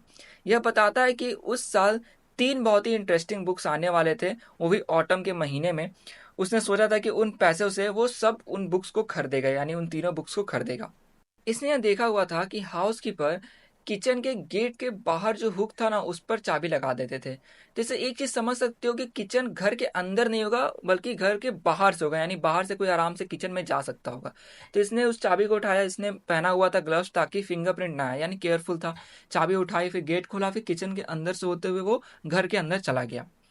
घर के अंदर जाता है तो एक छोटा-सा डॉग बैठा हुआ रहता है, वो देखता है और फिर शरीर को ऐसे हिलाता है, देन थोड़ा-सा नॉइज़ करता है, यानी भुंकता है। फिर वो अपने जो पूँछ है उसको फ्रेंडली वे में घुमाने लग जाता है, यानी डॉग को रखा गया था वहाँ पे देखने के लिए कोई चोरी वगैरह ना हो, और ये वहाँ पे फ्रेंडली वे में मतलब अपने पूँछ घुमा रहा हो। तब हॉरेस बोलता है कि ऑलराइट सेरी। अब सेरिस ने कहा, तो ये उस कुत्ते का नाम था जो इसने पता लगाया था, और ये कह रहा है कि अगर आप किसी डॉग का नाम सही लोगे और उन्हें प्यार दिखाओगे तो वो कुछ नहीं करेंगे आपको। ऐसा ट्राई मत करना, हो सकता है काट भी लें। लेकिन ये ऐसा करता है, उसको कुछ नहीं करता है, बेचारा वो डॉग छोटा सा था, वो वहीं पे बैठा रह जाता है। तिजोरी ड्राइंग रूम में एक पेंटिंग के पीछे छुपी हुई थी। और फिर ये सोचता है कि यार यहाँ पे पेंटिंग इतने सारे हैं, तो क्या उसे पेंटिंग्स को कलेक्ट करने चाहिए, यानी वो जो पिक्चर्स वहाँ पर थे। लेकिन फिर सोचता है कि नहीं नहीं, बुक्स ही सही है, क्योंकि वह कम जगह में ज़्यादा आप लगा सकते हो, लाइक सेल्फ पे रख कर। लेकिन जो पेंटिंग्स है उसको ऐसे लगा के रखना है ताकि वो दिखे, तो उसके लिए ज़्यादा स्पेस लेता है पेंटिंग। फिर वहाँ पे एक बहुत बड़ा था फ्लावर का कटोरा टाइप का जो टेबल पे रखा हुआ था। उससे हॉरेस को थोड़ा नोज में टिकल यानी गुदगुदी सी फील होती है। यह छींकता है और अपने बैग को नीचे रख करके जितने भी टूल्स थे उनको अरेंज कर देता है। इसके पास बहुत ही कम टाइम था, क्योंकि 4 घंटे के अंदर जो सर्वेंट्स थे वो वापस आ जाने वाले थे घर पर। तो इसने सोचा कि उन 4 घंटे के अंदर वो सेफ जो है उसमें से पैसे चुराएगा। सेफ वो खोलना उसके लिए भारी नहीं था, क्योंकि वो हमेशा से यही लॉक्स और सेफ्स का ही काम करते आया था। इसने देखा कि जो बर्गलर अलार्म था वो बहुत ही पुअरली बिल्ड था, यानी जो थेफ्ट अलार्म होता है कि चोरी करने में बजता है, वो बहुत ही प्योरली बिल्ड था। तो ये जाता है हॉल में, फिर उसका जो वायर था अलार्म का वो काट देता है, यानी अब अलार्म बजेगा ही नहीं। मतलब सोचो कितना अजीब से सेटअप था कि इसलिए वो काट देता है। फिर बोलता है कि जो अमीर लोग होते हैं वो कितने फुलिश होते हैं, उनके पास ये जो बहुत सारे वैल्यूएबल थिंग्स होते हैं, इनके बारे में सारा चीज़ मैगजीन में लिखा हुआ था। मैगजीन में पूरा बताया हुआ था कि रूम कैसे है, उनका पिक्चर्स था। इवन राइटर ने ये भी मेंशन किया हुआ था कि जो तिजोरी है वो पेंटिंग के पीछे छुपी हुई है। अब पड़ी हुई वहां पर जो फ्लावर थी उससे इसको बहुत ज्यादा छींक आ रहा था, तो वो बाधा बन रही थी इसे काम में। तो इसने रुमाल से अपने नाक को ऐसे ढक लिया। देन तभी वो एक आवाज सुनता है, कोई डोरवे यानी गेट के पास रहता है और कह रहा होता है कि क्या है ये, क्या ये कोल्ड है या फिर एक हे फीवर है, यानी ठंड लगी है या फिर एलर्जी है। तब ये उस समय कहता है कि हे फीवर है। देन फिर से ये छींकता है। वापस से आवाज आती है कि तुम इसको क्योर करा सकते हो, यानी ठीक करा सकते हो कि स्पेशल ट्रीटमेंट से, और तुम जानते हो तुम्हें यही पता चल जाएगा कि आखिर तुम्हें यह बीमारी किस प्लांट से हो रहा है। फिर वापस से आवाज आती है कि मुझे लगता है कि तुमको इसको ठीक करा लेना चाहिए, जाकर एक डॉक्टर से मिल लो अगर तुम सही में सीरियस हो अपने काम को लेकर के। तब हॉरेस देखता है कि यार ये आवाज तो छत पर से आ रही है, यानी कोई ऊपर खड़ा था। उसने एक औरत को देखा जो कि बहुत शांत और काइंडली वॉइस, यानी थोड़ा उसका आवाज मधुर सा था, और फॉर्मनेस यानी सॉलिड थी थोड़ा आवाज में। वो खड़ी थी डोरवे वही गेट के पास। देन जो सैरी है वो डॉग उसके पास अगर उसको रब कर रहा होता है, यानी वही अपने बॉडी को उसे रब कर रहा होता है। वो अंदर आती है। अंदर आने के बाद वो फायर प्लेस, जैसा आप देख सकते हो वहाँ पे फायर प्लेस, वहाँ पे खड़े होकर के अपने जो गहने हैं ऑर्नामेंट्स है उसको थोड़ा सही करती है, उसको फिक्स करती है। फिर बोलती है सैरी डाउन हो जाओ, मतलब बैठ जाओ। फिर कहती है इसको हॉरेस की तरफ देख करके कि कोई भी यह सोचे कि मैं 1 महीने के लिए बाहर गई थी, लेकिन जो कि मैं एकदम सही टाइम पर आई हूँ, तो मैंने यह एक्सपेक्ट नहीं किया था कि मैं एक चोर से मिलूंगी। अब हॉरिस को डर तो लगा, लेकिन एक होप था, क्योंकि वो औरत इससे मिल गई थोड़ा अम्यूज यानी थोड़ा प्रसन्न सी लग रही थी। इसने सोचा कि अगर कोई भी ट्रबल को अवॉइड करता है, यानी सही तरीके से उस औरत को ट्रीट करता है, तो वो कहीं यहाँ से आराम से जा सकता है। उसने रिप्लाई किया कि मुझे लगा नहीं था कि मैं किसी एक फैमिली मेम्बर से यहाँ पर मिलूंगा। तो वो बोलते क्यों, मुझसे मिल करके क्या तुम्हें असुविधा हुई, वैसे तुम क्या करने जाने वाले थे अभी। तो हॉरिस बोलता है पहला ख्याल तो मेरे अंदर आया था कि मैं यहाँ से दौड़ जाऊँ, मतलब भाग जाऊँ। तब वो रिप्लाई करती है कि अगर तुम यहाँ से भागोगे तो मैं पुलिस को बुला दूंगी, फिर पुलिस आएगी और तुम्हें फिर पकड़ लेगी। ये इस बात पर रिप्लाई करता है कि मैं जाने से पहले टेलीफोन वायर्स को काट दूंगा, और फिर करके रुक जाता है, थोड़ा हेजिटेट करता है और अपने फेस पर स्माइल लाता है। देन वापस से रिपीट करता है कि मुझे बस कुछ घंटे चाहिए, यानी मैं ये पहले श्योर कर लूंगा कि तुम कुछ घंटे कुछ भी ना कर पाओ। कुछ घंटे मिलेंगे, मैं उतना देर में भाग जाऊंगा। तब ये समझती है कि बोलती है कि देखो क्या तुम मुझे हर्ट करना चाहते हो। तो उस पर वो रुक जाता है, फिर बोलता है कि देखो मैं तुम्हें धमका रहा था, इससे मतलब मैं तुम्हें वही डराने की कोशिश कर रहा था। देन वापस से कहता है कि वैसे तुमसे मुझे कोई डर नहीं लगता है, और ये तुम्हारे लिए भी अच्छा होगा कि अगर तुम मुझे भूल जाओ और मुझे यहाँ से जाने दो। मतलब नहीं होता है, अपने आप को थोड़ा अच्छा दिखा रहा होता है, थोड़ा सा पावरफुल दिखा रहा होता है। तब तक वो गुस्से में कहती है थोड़ा सीरियस होकर के कि मुझे तुम्हें यहाँ से क्यों जाने देना चाहिए, तुम मुझे लूटने वाले थे, अगर मैं तुम्हें जाने दूंगी तो तुम किसी और को लूटोगे। और सोसाइटी में तुम जैसे लोग को सोसाइटी को बचा के रखना होता है, मतलब सोसाइटी में तुम लोग से खतरा है। तब वो स्माइल कर बोलता है कि मैं किसी को नहीं धमकाता हूँ, मैं चोरी उन्हीं से करता हूँ जिनके पास बहुत सारा पैसा है, और चोरी करने के पीछे भी मेरा एक रीज़न है अच्छा सा, और मुझे जेल जाने से डर लगता है। ये बात लास्ट में वो कहता है। वो हंसती है, ये बैक करता है, मतलब सिचुएशन कुछ ऐसा ही था। देन ये उसको मनाने की कोशिश करता है, बोलता है देखो तुमसे कुछ भी कहने का मुझे राइट नहीं है, कुछ भी मांगने का राइट नहीं है, लेकिन मैं बहुत डेस्परेट हूँ, यानी मैं कुछ भी करने को तैयार हूँ, मुझे बस जाने दो, मैं कभी भी फिर चोरी नहीं करूँगा। कुछ देर तो वो पहले शांत थी। देन उससे पूछती है कि क्या तुम इतना डरते हो जेल जाने से। और फिर पूछती है आंट यू, मतलब सही में। देन अपने सिर को ऐसे सेक करते हुए, मतलब पकड़ के सेक कर रही है, और फिर बोले कि देखो मैंने हमेशा से गलत लोग को ही मतलब पसंद किया है। देन आगे जा कर के एक सिल्वर बॉक्स रखा रहता है टेबल पे, उसको उठाती है, उसमें से सिगरेट निकालती है। अब जैसा कि डैनवी बहुत ज़्यादा ईगर था, ये चाह रहा होता है कि उसको जान दे दे, उसको खुश करने का सोचा होता है, तो वो अपने ग्लव्स को निकाल करके लाइटर उसको देता है, लाइक जैसे फिल्मों में दिखाया था, ऐसे सिगरेट को ले रहा है, कोई लाइटर अलग से जला रहा है। देन फिर उससे बोलता है कि तुम मुझे जाने दोगी उस लाइटर को पकड़े हुए? तो वो बोलती है हाँ मैं जान दूंगी अगर तुम एक काम करोगे तो वो बोलता है मैं कुछ भी करूंगा। वो बोलती है कि देखो लंदन जाने से पहले मैंने अपने हस्बैंड से प्रॉमिस किया था कि ज्वेलरी को मैं बैंक में रख दूंगी, लेकिन मैं इसी तिजोरी में भूल गई। अब मुझे उस ज्वेलरी को पहन करके एक पार्टी में जाना है आज रात, लेकिन फिर वो बोलती है कि जब मैं यहाँ पर आई तो मैं बट करती है, तो वो एकदम से गेस मारता है कि अच्छा ये लगता है पासवर्ड भूल गई है। तो वही बोलता है कि अच्छा मैं समझ गया, आप यहाँ पर आई हैं लेकिन आपको नंबर्स याद नहीं है सेफ के, है ना? तो ये थोड़ा सा स्माइल करता है यार, खुश हो जाता है, क्योंकि सोचता है कि कोई बात नहीं है तो तोड़ देगा उस लॉक को। ये बोलता है कि ऐसी बात है? तो वो बोलती है हाँ ऐसा ही है। तो बोलता है मुझ पे छोड़ दो, 1 घंटे के अंदर मैं इस सेफ को तोड़ दूंगा और फिर ज्वेलरी तुम्हें दे दूंगा। तो बोलते हैं कि हाँ चिंता मत करो, वैसे ही मेरे हस्बैंड 1 महीने तक यहाँ पे नहीं आएंगे, उस बीच मैं इस तिजोरी को मैंडेट करवा लूंगी, मैंडेट यानी कि इसको ठीक करवा लूंगी। देन 1 घंटे के अंदर वो तिजोरी तोड़ता है, उसमें जितने भी ज्वेलरीज थे उन सबको निकाल करके वो उसको दे देता है। ये वहां से चला जाता है और 2 दिन तक ये उस लेडी से किया हुआ प्रॉमिस को निभाता है जो इसने कहा था कि कभी चोरी नहीं करेगा। लेकिन तीसरे दिन की सुबह यह सोचता है कि यार इसे वो बुक्स कैसे भी चाहिए। इसके लिए वो जान रहा होता है कि उसे एक और सेफ यानी तिजोरी को चोरी करना पड़ेगा, तो इसके लिए उसको वापस से देखना पड़ेगा कि अब किस तिजोरी को चोरी करे। लेकिन उसे प्लान बनाने का कोई चांस ही नहीं मिला, क्योंकि दोपहर के वक्त में पुलिस आई और उसको अरेस्ट कर ली सॉल्ट ओवर ग्रेंज के अंदर ज्वेलरी के चोरी के इंजाम में, मतलब उसी घर में जहाँ पे वो पहले गया था। इसके फिंगरप्रिंट्स पूरे वहाँ पे पाए गए थे उस सेफ को खोलने वक्त, जो इसने अपने ग्लोव्स को हटा दिए थे, तो इसके वजह से उसके पूरे फिंगरप्रिंट्स वहाँ पर मिले थे पुलिस को।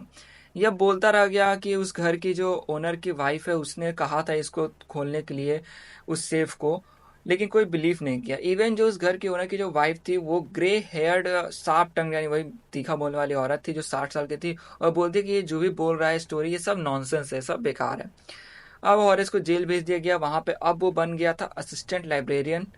और फिर वहां पे जब भी इस मतलब ऐसे बैठा रहता था सोचता कि वो कितनी चार्मिंग यानी अट्रैक्टिव और तेज तेज तरार वो लेडी थी, जो कि सेम इसकी तरह चोर थी, लेकिन उसने इसको भी ट्रिक कर दिया, मतलब इसको भी बेवकूफ बना दिया। और जब कभी वो सुनता किसी के मुंह से वहां पर कि चोरों के बीच में बहुत ज्यादा आदर होता है, एक दूसरे के लिए रिस्पेक्ट होता है, तो वो बहुत ज्यादा गुस्सा हो जाया करता था।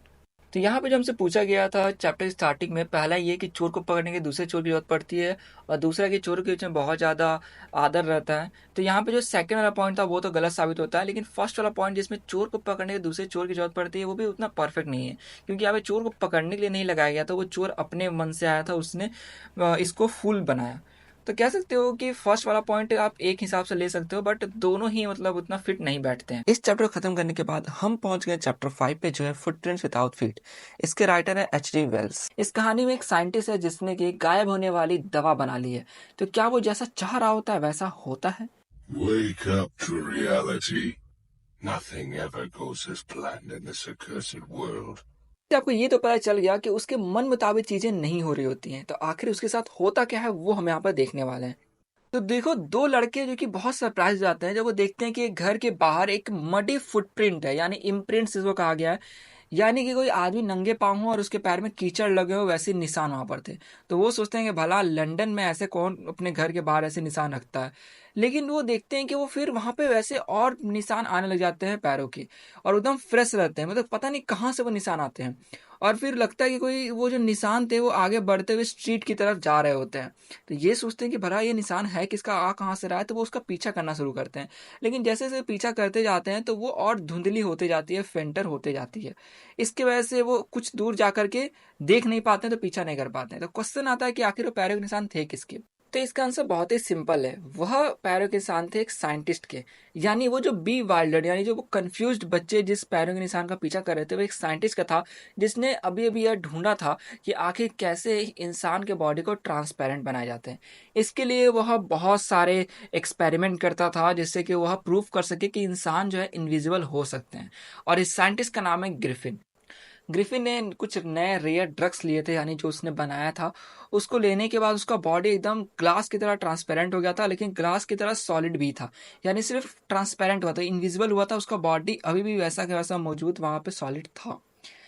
अब क्या है कि ग्रिफिन के बारे में बताया जा रहा है कि ग्रिफिन भले ही बहुत ब्रिलियंट साइंटिस्ट था, लेकिन एक लॉलेस पर्सन था, यानी वही कानून वगैरह नियमों का पालन नहीं करने वाला, और इसी की वजह से उसके जो लैंड लॉर्ड यानी मकान मालिक थे वह इससे नफरत करते थे, इसको निकालना चाह रहे थे। तो अब इनसे बदला लेने के लिए उसने उनके घर में ही आग लगा दिया, और घर में आग लगा करके वो अपने कपड़े पूरा खोला ताकि ट्रांसपेरेंट हो जाए, यानी इनविजिबल हो जाए, और वहां से फिर भागने लग गया। अब उसके पास ना घर था, वो यहाँ वहाँ भटकता रहता, उसके पास कपड़े पैसे कुछ भी नहीं थे, वो सिर्फ इनविजिबल सा था। अब हुआ क्या था कि घर से जब वो भाग रहा था तो घर से बाहर निकलते कीचड़ में उसका पैर चला गया, और वहां पर उसके जो पैरों के निशान थे वो आने लग गए, और इसी वक्त इन बच्चों ने जो है उसे देख लिया था और उसका पीछा कर रहे थे। वो तो उन बच्चों से तो मतलब छुटकारा पा लिया, यानी उधर से निकल लिया, लेकिन अब भी उसके आगे चैलेंजेस आने वाले थे, उसके एडवेंचर्स अब भी बाकी थे। हुआ गया था कि अभी इस वक्त में वो लंदन में था, एकदम मिड विंटर, यानी बहुत ज़्यादा ठंड का वक्त था एकदम, और आप समझ सकते हो कि ठंडी के मौसम में बिना कपड़ों के क्या हाल हो रहा होगा। वो समझ गया था कि जितनी ठंडी हवाएं चल रही है, जितना ठंड अभी है, कपड़ों के बिना कुछ हो नहीं सकता। इसलिए उसने सोचा कि यहाँ वहाँ स्ट्रीट पे चलने से अच्छा है कि किसी बड़े से लंदन स्टोर में जा करके वो रह जाए। जब वो स्टोर में चला जाता है तो वो तो इनविजिबल था, तो अंदर ही रहता है, जिससे कि उसको थोड़ा सा राहत मिले। देन जैसे ही वो स्टोर बंद हो जाता है ना, तब वो वहाँ पर के जो कपड़े थे उसको पहनने का सुख मिल जाता है। जो वहाँ पर जैसे रेस्टोरेंट वगैरह थे उनसे वो खाने की चीज़ें भी ले लेता है, यानी उसका पैसा कुछ नहीं लगता है, जो कि इनविजिबल था। समझ सकते हो कि वहाँ आराम से जुगाड़ कर लेगा खाने वाने का। तो बताया हुआ है कि वहाँ पे जो बॉक्स पड़ा था उसके अंदर कपड़े थे, तो उस बॉक्स को उसने ओपन किया, ठीक है। देन उसके अंदर से जो कपड़े उसको फिट कर रहे थे उसको वो पहन लिया, जैसे उसको थोड़ा सा वार्म लग रहा था। जब इसने पूरे कपड़े पहन लिए, जूता पहन लिया, और जब इसने टोपी पहन लिया, उसके बाद यह विजिबल दिखाई पड़ रहा था। देखो, इसका बॉडी अब भी इनविजिबल था, लेकिन कपड़े पहनने के बाद ये विजिबल दिखाई पड़ रहा था। यहाँ रेस्टोरेंट के किचन में जो ठंडा खाना रहता है, जैसे कि यहाँ पे मीट पड़ा रहता है और कॉफ़ी रहता है, तो वो बस उसे खाता पीता है। उसके बाद ग्रोसरी से उसने जो स्वीट्स और वाइन लिया था, फिर उसे खाता है, यानी कि बिना पैसे के सब ये खा पी लेता है। अब ये क्विल्ट्स वहाँ पे जो रखे हुए थे, यानी वहाँ पर जो रजाई रखे हुए थे, उसके अंदर जा करके सो जाता है, और इस तरह पूरी रात एकदम राहत से रहता है। देखो, सब कुछ सही रहता अगर ये सुबह जल्दी उठ गया होता, क्योंकि जो कि ये रात में पूरे कपड़े पहन करके सोया था, तो इसका पूरा बॉडी तो विजिबल था। भले ही इसका फेस वगैरह अभी भी इनविजिबल था, लेकिन फिर भी लोग उसे देख सकता था। जब ये सुबह उठता ना, तो उस समय असिस्टेंट जो वहाँ कर थे, मतलब बोलते तो स्टोर के, वो वहाँ पर आ चुके थे। अब ये डर जाता है। डरने के बाद ये एकदम से पैनिक में भागने लग जाता है। आप देख सकते हो, इसका एकदम ऐसा ही दिख रहा था उस समय। तो उन सब से बचने के लिए, जो कि कुछ लोग इसका पीछा कर रहे थे, ये एकदम तेजी में जो उसने नए नए कपड़े पहने थे ना, उसको निकाल के फेंकने लग जाता है, ताकि ये वापस से इनविजिबल हो जाए। यह फेंक देता है पूरे कपड़े, इनविजिबल भी हो जाता है, लेकिन अब भी वो वापस से पुराने सिचुएशन में फंस गया। वो ये था कि अब इसके वापस से कपड़े नहीं थे। उस ठंड वाले चिली जनवरी के मौसम में, यानी उस ठंड में एकदम नंगा घूम रहा था। अब ये सोचता है कि यह जाएगा एक थिएटिकल कंपनी, बोल सकते हो थिएटिकल कंपनी, यानी जहाँ पर जो नाटक के जो लिए जो कपड़े जो होते हैं वो रखे जाते हैं। वो सोचता है कि वहाँ पर सिर्फ कपड़े नहीं बल्कि और भी चीज़ें मिल जाएंगी, जिससे कि उस सोल्जर के ऊपर, यानी जो उसका गर्दन भी इनविजिबल था, उसका फेस ये सब भी जो इनविजिबल था, तो उसको ढक नहीं पा रहा था, वो सब भी ढकने के लिए मिल जाएंगे। इसलिए वह कांपता हुआ ड्यूरी लेन गया, जो कि थिएटर वर्ल्ड का सेंटर था, यानी बोल सकते हो वहाँ पर उसको वो सारी चीज़ें मिल जाती, इससे वहाँ जाता है। देन जब वो वहाँ पहुँचता है तो वो एक सूटेबल दुकान ढूंढता है जहाँ से वो सब चीज़ें ले सके। देन सीढ़ी से चढ़ता है, वो ऊपर जाता है। फिर उसने एक बैंडेज लिया जो अपने सिर पे, माथे पे लगा लिया। फिर एक मोटा सा नोज़ लगा लिया। देन मोटी सी मूछें उसने लगा ली, और ग्लासेस पहन लिया, और फिर वो हैट पहन लिया, जैसे कि वो उसका लगे कि हाँ उसका फेस विजिबल है। देन वो एक दुकानदार को अटैक करता है पीछे से, और उसके पूरे पैसे लूट लेता है जितना भी उसको मिलते हैं। कॉली असली का अर्थ हुआ ब्रूटल, यानी एकदम हार्ट से वो मारता है। अब पैसे वैसे लूटता है ताकि वह उस भीड़ भाड़ वाले लंदन से निकल करके इपिंग इपिंग एक गांव है वहां पर, तो वो जाना चाहता है। उसने वहां पर लोकल इन में, इन का अर्थ हुआ कि जहाँ पर ट्रैवलर से जाके रुकते हैं, यानी आप होटल कह सकते हो, उसमें वो अपना 2 रूम बुक करता है। लेकिन लोगों के लिए बहुत ही अजीब था कि इतने ठंड में कोई घूमने तो आता नहीं है, इसलिए वहां पर जब वो जाता है तो सभी लोग के टंग्स वैगिंग वैगिंग का अर्थ हुआ कि चलने लग जाते हैं, यानी सब बात करने लग जाता है कि यार इस वक्त कौन आ सकता है। एकदम बहुत ही अलग था, अनयूजुअल था। अब देखो, जो मिसेस हॉल है, यानी कि वहां पर जो ये मकान मालिक की जो पत्नी है, वो आती है इससे मिलने के लिए, जितना फ्रेंडली हो सके उतना फ्रेंडली होती है।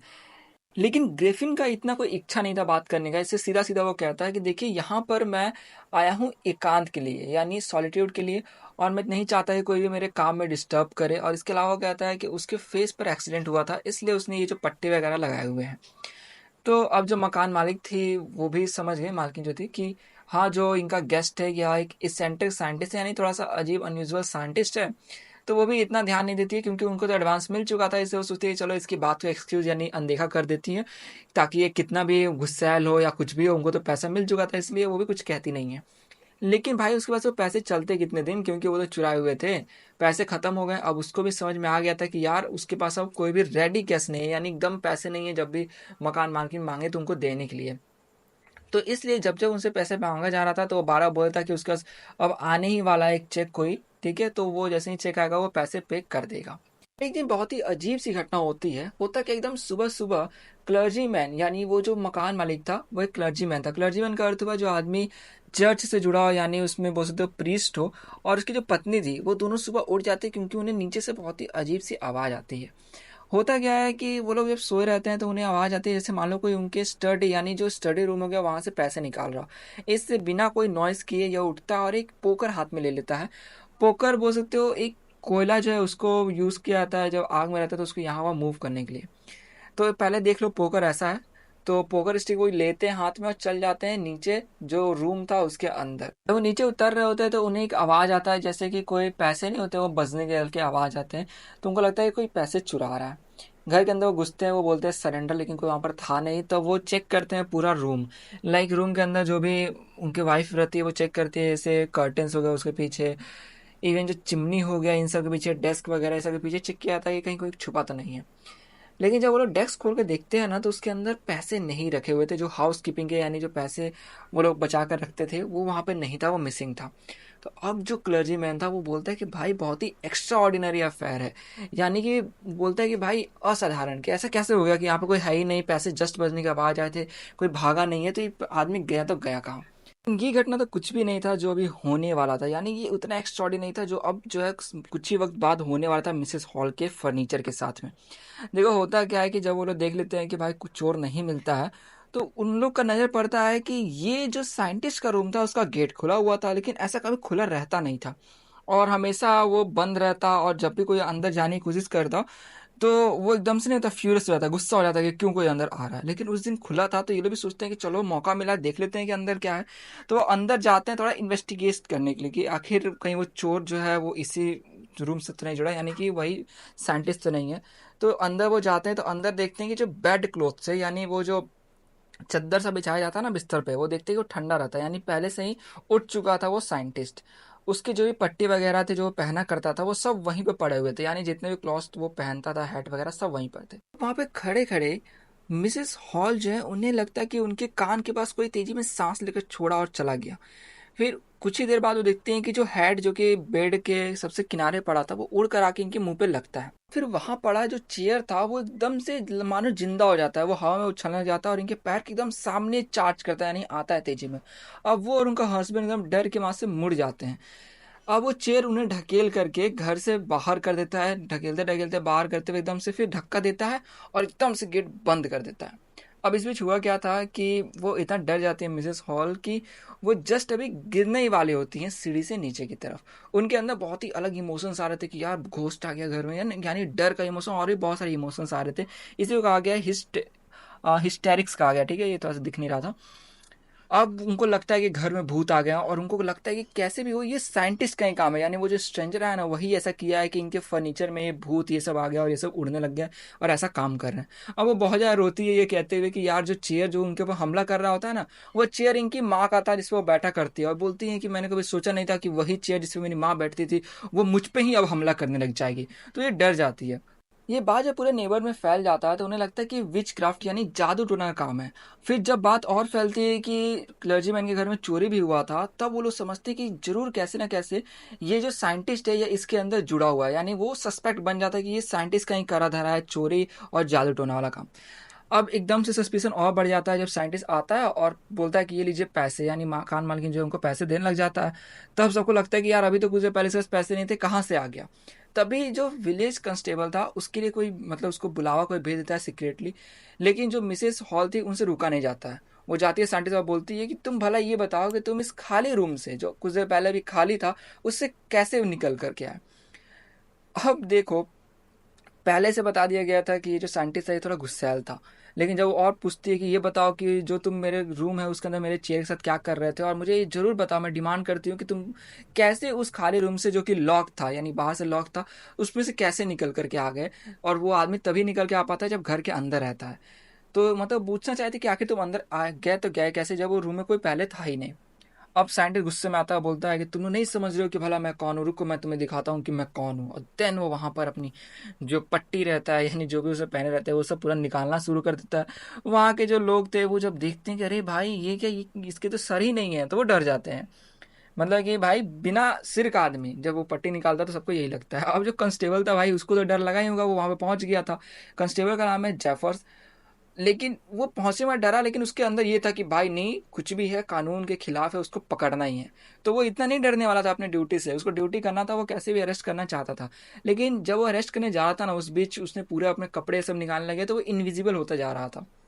वो कहता है कि मजिस्ट्रेट का वारंट निकला है कि उस आदमी को पकड़ना है, तो उस आदमी को पकड़ना ही है कैसे भी, चाहे उस व्यक्ति का सर हो या फिर ना हो। अब देखो सीन कुछ ऐसा बन गया था ना कि पुलिसमैन ट्राई कर रहा था पकड़ने का उस साइंटिस्ट को, लेकिन साइंटिस्ट अपने कपड़े को खोलता हुआ जा रहा था, तो वो इनविजिबल होता जा रहा था। देन वो पूरी तरीके से इनविजिबल जब हो जाता है, तो कुछ और भी लोग होते हैं जो उसको पकड़ने की कोशिश करते हैं, लेकिन वही यहाँ वहां से उनको मुक्के पड़ रहे थे, यानी वो मार रहा होता है साइंटिस्ट उनको। देन अचानक से जब लास्ट में पुलिस में अपना लास्ट ट्राई देने वाला रहता है, यानी यानी पकड़ने का, तभी उसको बहुत जोर से मारता है वो साइंटिस्ट, और पुलिसमैन वहीं पे बेहोश रहता है, यानी अनकॉन्शियस हो जाता है। वहां पे लोग एकदम नर्वस थे, एकदम एक्साइटेड, यानी चिल्ला रहे होते हैं कि पकड़ो उसको, पकड़ो उसको, लेकिन कोई पकड़ नहीं पाता है भाई, वो इनविजिबल था। तो पकड़ना बोलना आसान था, लेकिन पकड़ नहीं पा रहा था कोई, और वैसे भी ग्रिफिन छूट चुका था, तो उनके हाथ नहीं लगता और वहां से भाग जाता है। तो देखो ये कहानी ऐसे था पूरा, तो आप समझ सकते हो ग्रिफिन जो है इनविजिबल हो गया, तब भी उसकी लाइफ कोई आसान नहीं रही जैसा वो सोच रहा था। मैं तो सोच रहा था कि यार यहाँ पे उसको क्या नोबेल प्राइज वगैरह मिलना चाहिए, बट ये तो कुछ और ही यहाँ पे सही निकला। तो ये एक फनी स्टोरी की तरह से आप देख सकते हो। तो इससे आपका मूड रिफ्रेश हो गया होगा। अब बढ़ते हैं चैप्टर 6 पर, जो है the making of a scientist. इसमें हम बात करेंगे रिचर्ड ई ब्राइट के बारे में, जिनको बचपन से ही बटरफ्लाइज को पकड़ना और उनके बारे में जानने का बहुत शौक था। और बाद में जाकर जब वो एक साइंटिस्ट बन जाते हैं, तो एक नया थ्योरी देते हैं कि सेल्स आखिर कैसे वर्क करते हैं। तो इनका सफर आखिर कैसे शुरू हुआ, और आखिर कौन कौन सी बातें होती हैं, कौन कौन सा ऐसा गुण होता है जिससे कोई व्यक्ति साइंटिस्ट बनता है, उसको देखेंगे। तो इसमें पूरा हम जानने वाले हैं कि बचपन से लेकर के जब उन्हें वो बटरफ्लाइज पकड़ने का बहुत शौक था, तो आखिर बाद में जाकर कैसे उन्हीं बटरफ्लाइज के शौक ने उनको एक साइंटिस्ट बना दिया। तो यहाँ पे बताया गया है कि 22 साल की उम्र में एक फॉर्मर, फॉर्मर का अर्थ हुआ कि भूतपूर्व, मीन्स पहले के, जो स्काउट ऑफ द ईयर थे। यहाँ पर स्काउट का अर्थ हुआ ऐसे लोग जो कि किसी चीज पर जो है इंफॉर्मेशन इकट्ठा करते हैं। उन्होंने जो है साइंटिफिक वर्ल्ड को जो है उत्साह से भर दिया था अपना एक नया थ्योरी देके। उनका जो थ्योरी था वह बताता था कि कैसे जो सेल्स है वह वर्क करते हैं। और इस थ्योरी को जो है रिचार्ड एच ई ब्राइट और उनके जो कॉलेज के रूममेट थे, उन्होंने एक आर्टिकल में जो है पूरा एक्सप्लेन किया था, और इसका टाइटल रखा गया था proceedings of national academy of science. देखो प्रोसीडिंग्स का अर्थ होता है कि किसी टॉपिक पर, किसी चीज पर जो है एक ऑफिशियल रिकॉर्ड बनाना। तो इनका ये जो थ्योरी था यह इनका पहला अचीवमेंट था, और यह स्टार्ट हुआ था बटरफ्लाइज। इसका मतलब हुआ कि बचपन में वह जो है बटरफ्लाइज को पकड़ते थे, धीरे धीरे वह उसके बारे में जानने लग गए, और लास्ट में उनको उसी से पता चला कि कैसे जो सेल है वह वर्क करता है, मतलब कि उनका न्यू थ्योरी जो है उसी से निकल कर आया। और जब ये 15 साल के हुए, तब इन्होंने अपना जो आर्टिकल था, मतलब जिसके अंदर इन्होंने जो भी बटरफ्लाइज के बारे में जाना था उसको लिख करके रखा था, उसको जो है यह साइंटिफिक जर्नल को बेच देते हैं। देखो साइंटिफिक जर्नल में क्या होता है कि वो लोग किसी पर्टिकुलर चीज पर लिखे रहते हैं, तो उसी को जो है यह बेच देते हैं। और इनके लिए ये मानो तो एक बेसबॉल में होम रन की तरह था। और यहाँ पे इसका अर्थ हुआ कि इनको जो एक बड़ी अचीवमेंट प्राप्त हुई थी। अब यहाँ पे इनके बारे में जो है बताया जा रहा है कि यह जो अपने पेरेंट्स के एक लौते बच्चे थे, और यह जो है नॉर्थ में पेंसिल्वेनिया में रहते थे। ये लिखते हैं कि वहां पर जो है कुछ भी नहीं था करने के लिए, और ऐसा भी नहीं कि कभी भी गए फुटबॉल या बेसबॉल खेलनी है। इसलिए वह जो है कलेक्ट करना शुरू करते हैं चीजों को। जब वो किंडर गार्डन में रहते हैं तब वो स्टार्ट करते हैं बटरफ्लाइज को कलेक्ट करना। इसके साथ ही वह जो है रॉक्स, फॉसिल्स और कॉइन्स को भी कलेक्ट करते थे। तो यहाँ पे एक नंबर क्वेश्चन बनता है कि वह कौन कौन सी चीजों को जो है कलेक्ट किया करते थे। इसके साथ वह जो है एक बहुत ही ईगर एस्ट्रोनॉमर भी थे, मतलब कि वह जो है तारों को देखना बहुत पसंद करते थे। और इनकी जो माँ थी वह इनको जो है बहुत ही एनकरेजमेंट प्रोत्साहित करती थी। इसके साथ वह जो है इनको लेकर के ट्रिप पर जाती थी और इनको जो भी चीज़ें चाहिए रहती थी जैसे कि टेलीस्कोप, माइक्रोस्कोप, कैमरास और बाकी इक्विपमेंट जो है वह खरीद कर देती थी। और रिचर्ड इब्राइट जिस वक़्त छोटे थे और अभी उन्होंने स्कूल जाना शुरू नहीं किया था, तो उस समय उनकी जो माँ थी वही उनकी दोस्त थी। इसी के साथ उनकी माँ जो है बाकी कुछ और दोस्तों को उनके घर पे लाती थी। मतलब कि ब छोटे-छोटे बच्चों को जो कि एक साथ इनके साथ खेल सकें। इनकी माँ यह बताती है कि जिस समय जो है रिची मीन्स रिचर्ड जो है तीसरे क्लास में थे, तो उस समय उनके हस्बैंड का जो है डेथ हो गया था। और उसके बाद से रिचर्ड ही जो है इनके पूरे लाइफ बन गए थे। और जब रिचर्ड देखो रिचर्ड को यहाँ पर जो है रिची लिखा गया है, इनकी माँ जो है उस नाम से उनको बुलाती थी। तो जब उनके पास कुछ भी नहीं रहता था करने के लिए, तो उनकी माँ जो है उनके लिए कुछ-कुछ काम ढूँढती थी ताकि वह और चीज़ें सीख सके। और जब वो स्कूल जाने लग गए थे, तो उस समय स्कूल में जो है वह टॉप ग्रेड्स लाते थे। मतलब कि बहुत अच्छे मार्क्स लाते थे, नंबर 1 आते थे। और जब यह सेकंड ग्रेड में थे, तो इन्होंने जो है कलेक्ट किया था 25 स्पीशीज ऑफ बटरफ्लाइज, जो कि उनके होम टाउन मतलब जहाँ पे वो रहते थे वहां पर पाए जाते थे। और यह जो वक्त था, यह मानो तो इनके लिए जो है बटरफ्लाई को कलेक्ट करना रोक देने का जो है वक्त था, उसके एंड का वक्त था। लेकिन उनकी जो माँ थी वह उनको जो है एक बुक ला कर देती है जो कि था the travel of monarch x. इसमें बताया गया था कि जो मोनार्क बटरफ्लाइज है वह माइग्रेट करती है सेंट्रल अमेरिका की ओर। और ये चीज जो था यह इनके लिए मानो तो एक साइंस का जो है वर्ल्ड ओपन कर दिया था। मतलब कि उनको समझ नहीं आता कि आखिर ऐसा क्यों होता है, तो इन सब चीजों को जानने की अब यह कोशिश करते थे। तो यहाँ पे एक क्वेश्चन बनता है कि आखिर कैसे उनकी रुचि वापस से जगी। तो आप इसमें लिख सकते हैं कि उस बुक को पढ़ने के बाद जो कि उनकी माँ उनको दी थी। जब उन्होंने इस पूरे बुक को पढ़ा तो उसके एंड में लिखा हुआ था कि जो भी इसे पढ़ रहे हैं वो प्लीज हेल्प करें बटरफ्लाई माइग्रेशन को जानने के लिए। बटरफ्लाई माइग्रेशन का अर्थ हुआ कि जब बटरफ्लाई एक प्लेस से दूसरे प्लेस जो है माइग्रेट करती है, मीन्स जाती है। देखो यहाँ पर टैगिंग का अर्थ हुआ कि बटरफ्लाई को पकड़ना, उसके बाद उसके पंख पर जो है लिख देना कि बटरफ्लाई को कहाँ पर पकड़ा गया है। उसके बाद उसको छोड़ देना। जब उसे छोड़ा जाता है तो वो किसी दूसरे व्यक्ति को जब मिलेगा वो बटरफ्लाई या फिर कोई दूसरा व्यक्ति उसको पकड़ेगा, तो वो देखेगा कि अच्छा ये पहली बार यहाँ से छोड़ी गई है और ये उड़ के इस जगह पर आ गई है। उसके बाद वह जो है बता देते हैं उस इन्फॉर्मर को जिसने उसको छोड़ा रहता है कि यह जो है बटरफ्लाई यहाँ तक पहुंच चुकी है। और यह जो है निर्देश दिया गया था डॉक्टर फेडरिक ए उर्कहर्त, जो कि टोरंटो यूनिवर्सिटी कनाडा में थे। वो कहते हैं कि लोगों को ऐसा करने के लिए जो भी इसको पढ़ रहे हैं, मीन्स टैग करने के लिए बटरफ्लाइज को, और जिनको भी वो बटरफ्लाई मिले उसको बोल देने के लिए कि वह जो है मेरे पास जो है या भेज दे टैग, जिससे कि मुझे पता चल सके कि जो बटरफ्लाई है वो कहाँ से उड़ाई गई और कहाँ पर पाई गई, जिससे कि पता चल सके कि सच में क्या वो माइग्रेशन करती है। इसके बाद उन्होंने ऐसा किया, इब्राहिम जो थे वो कलेक्ट करते हैं बटरफ्लाइज को। वो देखते हैं कि अभी 6 और सप्ताह जो है बटरफ्लाइज को वो कलेक्ट कर सकते हैं, लेकिन उनको एक-एक कलेक्ट करने में बहुत वक्त लगता। इसलिए उन्होंने सोचा कि वह जो है एक साथ बहुत सारे झुंड जो है बटरफ्लाइज के जो है उनको पालेंगे। और इसके लिए उन्होंने एक जो है फीमेल मोनार्क बटरफ्लाई जो है उसको पकड़ा। उस बटरफ्लाई ने बहुत सारे एग दिए। उस बटरफ्लाई का जो एग था उसको जैसे-जैसे बड़ा करते-करते उसकी देखभाल करते हुए लगभग 30 दिन लग जाते हैं।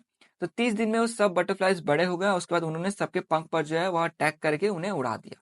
लेकिन उनका ये जो काम था ये उतना ज्यादा मतलब सक्सेस नहीं हुआ, इसलिए उनका जो इंटरेस्ट था वो कम होते जा रहा था। क्योंकि जिन जिन बटरफ्लाइज को उन्होंने टैग किया था वह जो है या तो मतलब किसी ने रिस्पॉन्स नहीं किया, या फिर जो 2 बटरफ्लाइज जो कि पकड़ी गई दूसरे लोगों के द्वारा, वो बस उनके घर से 75 माइल्स दूर ही थे। मीन्स पास ही में जो है किसी ने उसको पकड़ा था और फिर उनको नोटिफाई किया था। इसलिए इनको बहुत बोर लगने लग गया कि यार इतना मेहनत किया और कोई काम नहीं हो पाया। तो यहाँ पे बताया जा रहा है कि जब वो 7th क्लास में थे तब उन्हें पता चलता है कि आखिर रियल साइंस क्या होता है। ठीक है, तो ये क्वेश्चन भी आ सकता है इसलिए ध्यान देना। उन्होंने देखा कि वह जो है फ्रॉग टिश्यू का जो स्लाइड है उसको वह शो कर रहे थे, इसलिए वह जो है जो कंट्री साइंस फेयर था उसमें हार जाते हैं। लेकिन जो व्यक्ति जीता रहता है, जो विनर रहता है, वह रियल एक्सपेरिमेंट करके दिखाता है। मतलब भले ही सक्सेस ना हुआ हो बट वह ट्राई किया रहता है। इसलिए यह डिसाइड करते हैं कि ये भी जो है कोई रियल एक्सपेरिमेंट करेंगे। इनका जो सब्जेक्ट था, जो टॉपिक था, वह था इंसेक्ट वर्क, मतलब इन्हीं कीड़ों पर। ठीक है, जिस पर वो काम करते आ रहे थे। जैसे कि वो बटरफ्लाई को आप ले सकते हो कि वो बटरफ्लाई पे जैसे रिसर्च कर रहे थे, इसी को सोचते हैं कि आगे बढ़ाएंगे। इसके बाद यह जो है डॉक्टर उर्केहत के पास लिखते हैं कि कुछ आइडियाज देने के लिए। वहां से बहुत सारे जो है सजेशंस आते हैं कि ये एक्सपेरिमेंट तुम कर सकते हो। और फिर उन्हीं एक्सपेरिमेंट जो इब्राइट है वह बिजी हो जाते हैं, और अपने स्कूल के टाइम में जो वो हाई स्कूल में थे उस समय यह सब काम में वो बिजी रहते हैं। इन सभी एक्सपेरिमेंट को करते करते उनको एक ऐसा प्रोजेक्ट मिलता है जो कि उन्हें जो है country and international science fair में जो है प्राइज जो है जिताता है। इनका ये प्रोजेक्ट क्या था, तो जब ये 8th क्लास में जाते हैं तो यह देखते हैं कि जो वायरल डिसीज है उसके वजह से जो है कैटरपिलर मर जा रहे हैं। तो उनको ऐसा लगता है कि ये जो वायरल डिसीज है हो सकता है कि बीटल्स के द्वारा कैरी किए जाते हो। इसलिए यह जो है कैटरपिलर्स को जो है बड़ा करते हैं बीटल के प्रेजेंस में, मतलब कि बीटल को आसपास रख के, लेकिन उनको कोई रियल रिजल्ट नहीं मिलता है। मतलब कि उनको ऐसा लग रहा होता है कि बीटल की वजह से जो है वायरल डिजीज फैल रहा है, बट उनको ऐसा मतलब रियल में रिजल्ट नहीं मिलता है। बट हाँ, वह इस प्रोजेक्ट को जो है शो करते हैं और जो है जीत भी जाते हैं। बताया नहीं गया कि कौन सा प्लेस जीतते हैं, बट हाँ कुछ ना कुछ जीतते हैं ये। अब यह जो है अपने अगले साल के प्रोजेक्ट के रूप में जो है एक थ्योरी को टेस्ट करते हैं।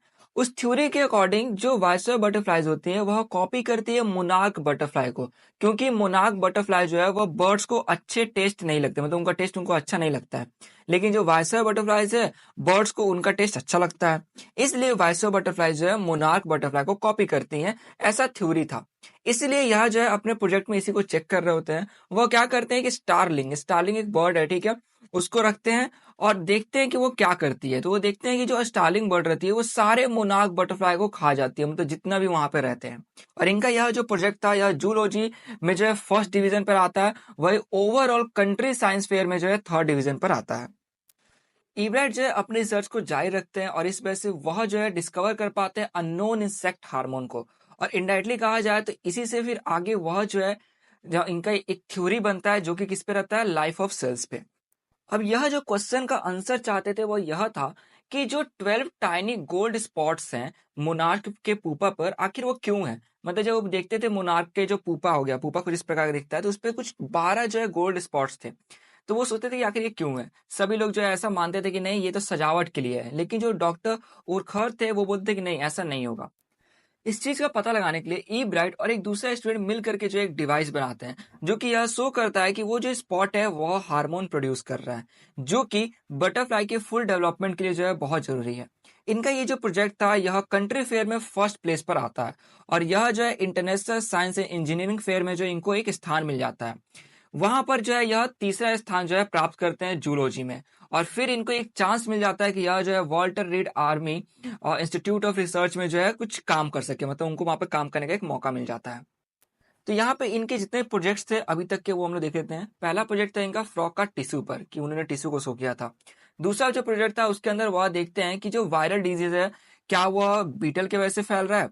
तीसरा जो प्रोजेक्ट है वह उसके अंदर देखते हैं कि क्या जो वाइसरॉय है वह मोनार्क को कॉपी करता है। और जो चौथा था वह था कि गोल्ड स्पॉट जो है वह आखिर क्या काम करता है उसका पता लगाना। तो यहाँ पर जो है स्कूल में आने के बाद उन्होंने जो जो प्रोजेक्ट किया उनका मैंने यहाँ पे बता दिया। अब हम लोग आगे देखते हैं। अब यह जो है अपने उस प्रोजेक्ट को जो है एडवांस लेवल पर लेकर जाते हैं, और इस वजह से इनका जो प्रोजेक्ट था वह जो इंटरनेशनल साइंस फेयर में फर्स्ट प्राइज जीतता है। तो इनका पहली बार था कि इंटरनेशनल साइंस फेयर में इनको फर्स्ट प्राइज मिलता है। जब अपने ये सीनियर ईयर में चले जाते हैं तो यह जो है मोनार्क का जो विंग है उसका जो कुछ सेल्स होता है उसको एक कल्चर पे रखते हैं। यहाँ पे कल्चर एक बायोलॉजी का टर्म है जिसके अंदर जो है सेल्स को एक स्लाइड होता है ग्लास का, उस पर रखा जाता है और एक्सपेरिमेंट किया जाता है। तो ये वैसा ही करते हैं और उस एक्सपेरिमेंट के थ्रू यह शो करते हैं कि जो बटरफ्लाई का विंग है वह नॉर्मली तभी डेवलप करेगा जब तक उसको जो गोल्ड स्पॉट से जो हार्मोन निकल रहा है वह मिलेगा। तो इसलिए प्रूव करते हैं कि हार्मोन जो है जरूरी है कि इस बटरफ्लाई का जो विंग है वह सही से डेवलप हो पाए। और इनका यह जो प्रोजेक्ट था यह फर्स्ट प्लेस लाता है जूलॉजी एट इंटरनेशनल फेयर में, मतलब इंटरनेशनल में इनका पहली बार जो है फर्स्ट प्लेस आया था जूलॉजी में। फिर उसके बाद यह जो है आर्मी लैब और US department of agriculture lab में जो है वर्क करते हैं। फिर जो एब्राइट थे वह समर के वक्त में जो है चले गए थे डिपार्टमेंट ऑफ एग्रीकल्चर लैब में, जहां पर वह जो है हार्मोन थ्योरी पे काम करते हैं। उसके बाद वह आखिरकार यह जान जाते हैं, वह आइडेंटिफाई कर पाते हैं कि जो हार्मोन का केमिकल स्ट्रक्चर है वह कैसा है। उसके बाद जो है 1.5 साल बाद एब्राइट जो है उनको एक आइडिया आता है नए थ्योरी पे जो कि सेल लाइफ पर रहता है, और इन्होंने उस हार्मोन के जो केमिकल स्ट्रक्चर को समझा था उसका जो है एक्सरे फोटो निकाल करके उस फोटो से जो है एक आंसर निकालते हैं बायोलॉजी के पजल का। और वो क्वेश्चन क्या रहता है जिसका आंसर निकालते हैं, वो रहता है कि आखिर जो सेल है वो कैसे पढ़ पाता है blueprint of its DNA, DNA को कैसे पढ़ पाता है।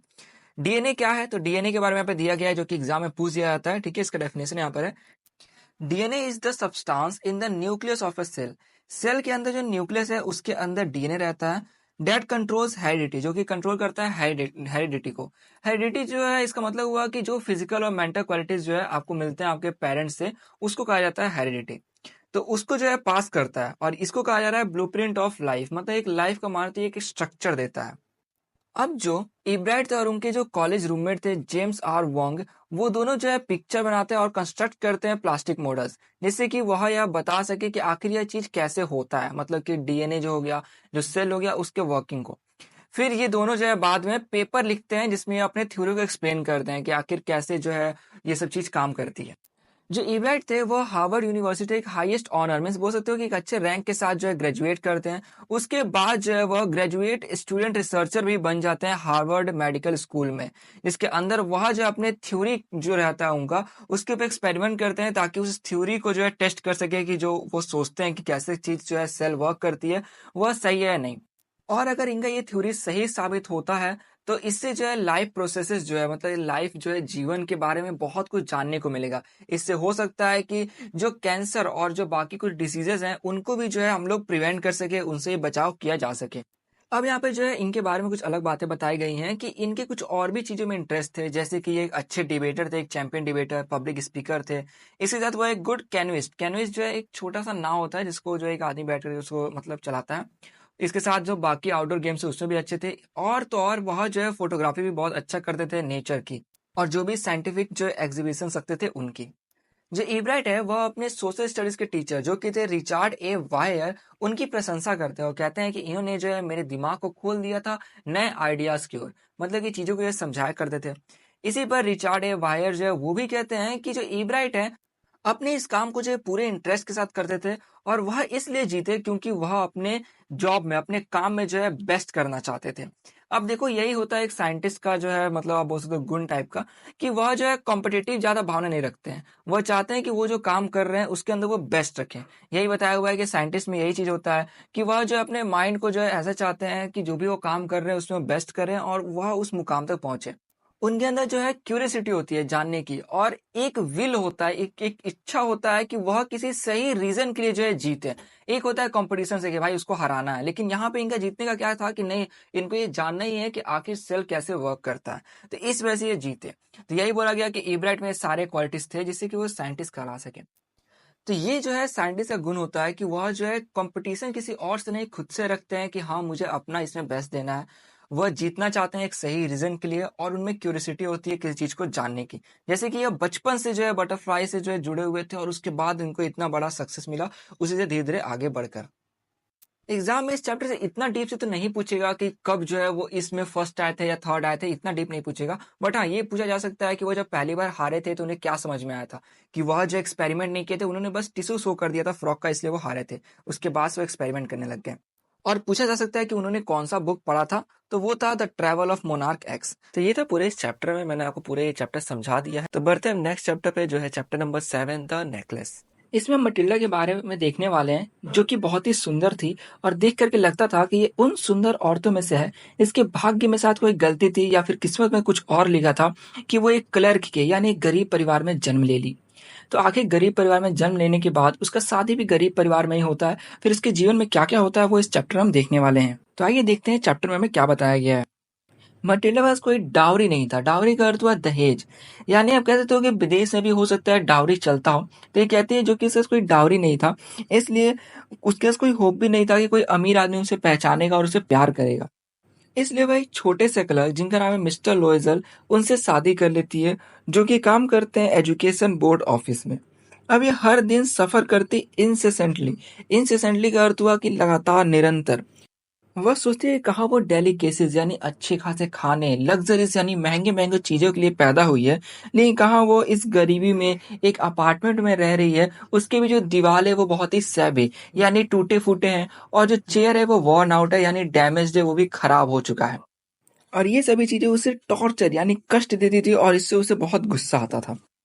रात में डिनर के वक्त जब हस्बैंड उसके देखते हैं कि पॉट पाई बना है, तो वो कहते हैं कि पॉट पाई इससे अच्छा तो मैं और कुछ नहीं जानता।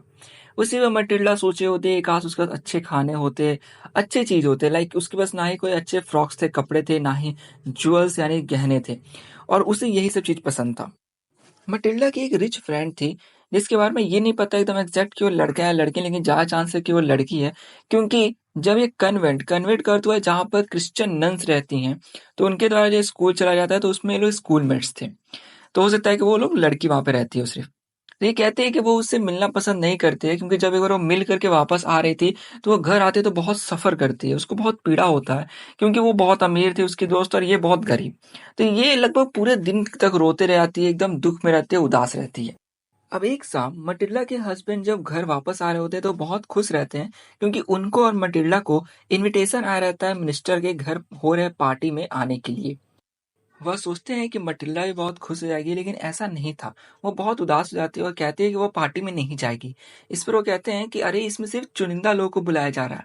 तो वो कहते हैं कि मेरे पास अच्छी ड्रेस ही नहीं है जिसे मैं पहन करके जाऊं। तो ये कहते हैं कि जब हम लोग थिएटर जाते हैं उस वक्त जो तुम ड्रेस पहनती हो वो मुझे बहुत ही प्रिटी लगता है। तो ये कहती है कि नहीं, ऐसा कुछ नहीं है, मेरे पास कोई ड्रेस नहीं है और इसलिए मैं इधर नहीं जाऊंगी। और इसलिए अपने यह कार्ड अपने किसी कलीग यानी साथी को दे दो जिसकी वाइफ मुझसे ज्यादा फिटेड हो, यानी उसके ये कपड़े गहने ये सब हो पहन के जाने के लिए। मटिल्डा रोने लग जाती है, तो इसको देख कर के उन्हें बुरा लगता है, तो पूछते हैं कि अच्छा ठीक है, मतलब कितने में तुम्हारा कॉस्ट्यूम लगभग हो जाएगा। तो अपने आंसू को पोंछती है, गुस्सा कंट्रोल करती है और बोलती है कि 400 फ्रांस में हो जाना चाहिए। वो ज्यादा भी नहीं बोलती है, जिससे कि ऐसा ना कि वो डायरेक्ट मना कर दे। यह सुन करके इनके चेहरे का रंग उड़ जाता है, क्योंकि इन्होंने 400 फ्रांस सेव करके रखे थे ताकि अगले साल गर्मियों में यह एक बंदूक खरीद सके और वो लेकर के अपने दोस्तों के साथ हंटिंग पार्टीज में जा सके। बट फिर भी ये अब वो 400 फ्रांस दे देते हैं मटिल्डा को। अब कुछ दिनों बाद जब पार्टी में जाने का पास आ जाता है दिन, तो उस समय ये बहुत ही परेशान दिखती है। तो इसके हस्बैंड पूछ देते हैं कि आखिर तुम क्यों इतना परेशान हो 2-3 दिन से। ये कहती है कि मैं इससे परेशान हूँ क्योंकि उसको कोई गहना नहीं है पहनने के लिए, और बिना गहने के मैं बहुत ही गरीब दिखूंगी। इस पे वो कहते हैं कि अरे कुछ नेचुरल फ्लावर्स पहन लो। तो बोलते हैं नहीं, इससे मेरा मजाक बन जाएगा। तभी इसके हस्बैंड कहते हैं कि यार हम लोग कितने बेवकूफ हैं, तुम जाकर के अपने दोस्त एमएमई फ्रॉस्ट फायर, एमएमई का अर्थ हुआ मैडेम फ्रॉस्ट फायर, उनसे जाकर के गहने ले लो। ये बोलते हैं कि हाँ सही है, और ये बहुत खुश हो जाती है। ये बोलती है कि अगले दिन जाएगी और गहने ले लेगी। और देखो यहीं से इस कहानी में मटिल्डा के लाइफ में जो कष्ट का दिन है उसकी शुरुआत होती है। अगले दिन ये जाती है, इसकी दोस्त उसे बहुत सारे दिखाती है क्लोजेस्ट में कि देखो ये गहने हैं, लेकिन इसे कोई पसंद नहीं आता। तभी इसे दिखता है एक ब्लैक बॉक्स, उसके अंदर रखा रहता है एक अच्छा सा डायमंड नेकलेस। मटिल्डा कहते हैं कि मुझे ये चाहिए। इसके दोस्त बोलते हैं ठीक है। अगले दिन जब ये लोग उस ओकेजन में जाते हैं, उस बॉल में, बॉल यानी यहाँ पे वो पार्टी में जाते हैं, तो सबसे अलग दिख रही होती है एमएमए लोज़ेल। यहाँ पे लोज़ेल हो गया मटिल्डा के हस्बैंड का नाम, और एमएमए यानी मैडम लोज़ेल, ये मटिल्डा को दर्शाया गया। वह खुशी से डांस कर रही थी, यानी कहो तो सिंपली वो पागल हो गई थी खुशी से। अब 4 बजे सुबह वो घर जब जाने लगती है, सुबह यानी एकदम भोर में, तब देखती है कि इसके हस्बैंड सैलून में आधी रात से सोए रहते हैं, उनके साथ 3 और आदमी रहते हैं और उनकी जो वाइफ रहती है वो अपना अलग एंजॉय कर रही होती है सब। अपने हस्बैंड को वो ऐसे कंधा पकड़ करके उसको ले जा रही होती है, तभी देखती है कि आधी रात में कोई भी गाड़ी वहां पे नहीं रहता है। तो उस समय एक ओल्ड कैरेज मिलता है, तो उसे वो पकड़ करके घर पहुंचते हैं। मटिल्डा के हस्बैंड अब घर पे आते हैं, अपने कपड़े को चेंज कर रहे होते हैं रेस्ट करने के लिए, और मटिल्डा सोचती है कि जा करके वापस शीशे में देखे वो कि अपने कितना सुंदर वो दिख रही है। हस्बैंड उसे कहते हैं कि मुझे 10 बजे जाना है फिर ऑफिस। तभी उसी वक्त सडनली मटिल्डा चिल्लाने लग जाती है और कहती है अपने हस्बैंड से कि उसका नेकलेस जो उसने पहना था वो नहीं है, उसने उसे खो दिया। अब मटिल्डा के जो हस्बैंड उसे सुनते हैं तो लोग एकदम बात करने जाते हैं कि हो सकता है कि कैब में छूट गया हो, लेकिन दोनों में से किसी ने कैब का नंबर नहीं देखा था। यह कपड़े पहनते हुए भागते ताकि वो उस रूट पे एटलीस्ट चेक कर सके जितना दूर उन्होंने थोड़ा पैदल चला था।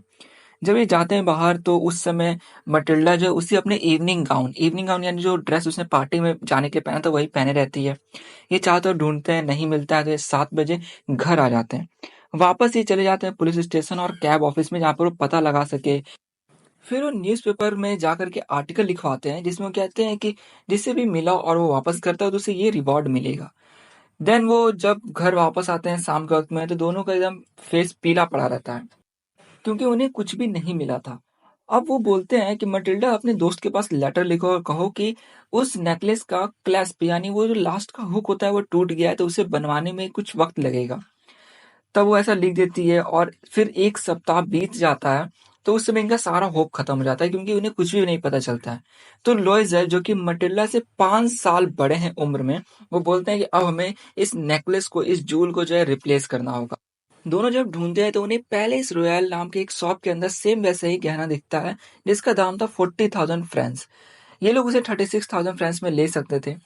लॉयजल के पास 18,000 फ्रेंड्स था जो कि उनके पिता उनके लिए छोड़ गए थे, और बाकी वह लैंडर से दूसरे लोगों से जिन्हें र्यूनिस वादे यानी कि ऐसे वादे जो उन्हें बर्बाद कर देने वाले थे, लाइक कि इंटरेस्ट ज़्यादा इंटरेस्ट पर ले लेते थे। देन वो फिर जा करके उस दुकान से उस गहने को खरीदते हैं और मैडम फ्रुस्टायर को वापस कर दिया जाता है। वो मटिल्डा से कहती हैं कि तुमने इतना देर क्यों लगा दिया मुझे देने में, मुझे इसकी ज़रूरत थी। लेकिन मटिल्डा उस समय सोच रही होती है काश ये बॉक्स को ना खोले अभी, क्योंकि ऐसा ना कि बॉक्स खोले उन्हें पता चल जाए कि ये नेकलेस थोड़ा अलग है, और फिर वो मटिल्डा को बोले कि क्या तूने चुरा लिया वगैरह, ऐसा क्वेश्चन करे या समझे इस टाइप का। अब इतने बड़े कर्ज को चुकाने के लिए उन्होंने जो उनके घर में नौकरानी थी उन्हें हटा दिया, फिर अपने घर को चेंज करके एक के एटिक में ले लिया। लाइक ये जो घर है ना, इसका जो सबसे नंबर 1 आपको हिस्सा दिख रहा है सबसे ऊपर वाला, उसमें उस छोटे से स्पेस में लोग रहने लग गए। वह किचन का पूरा काम करती, खाना बनाती, बर्तन धोती, फिर बाजार जाके सामान लाती, और सुबह उठ कर के वो यहाँ तक कि स्ट्रीट पर जाकर के वहां से पानी भर के घर लाती थी ताकि वो कुछ फ्रेंच मनी है सो उसे बचा सके।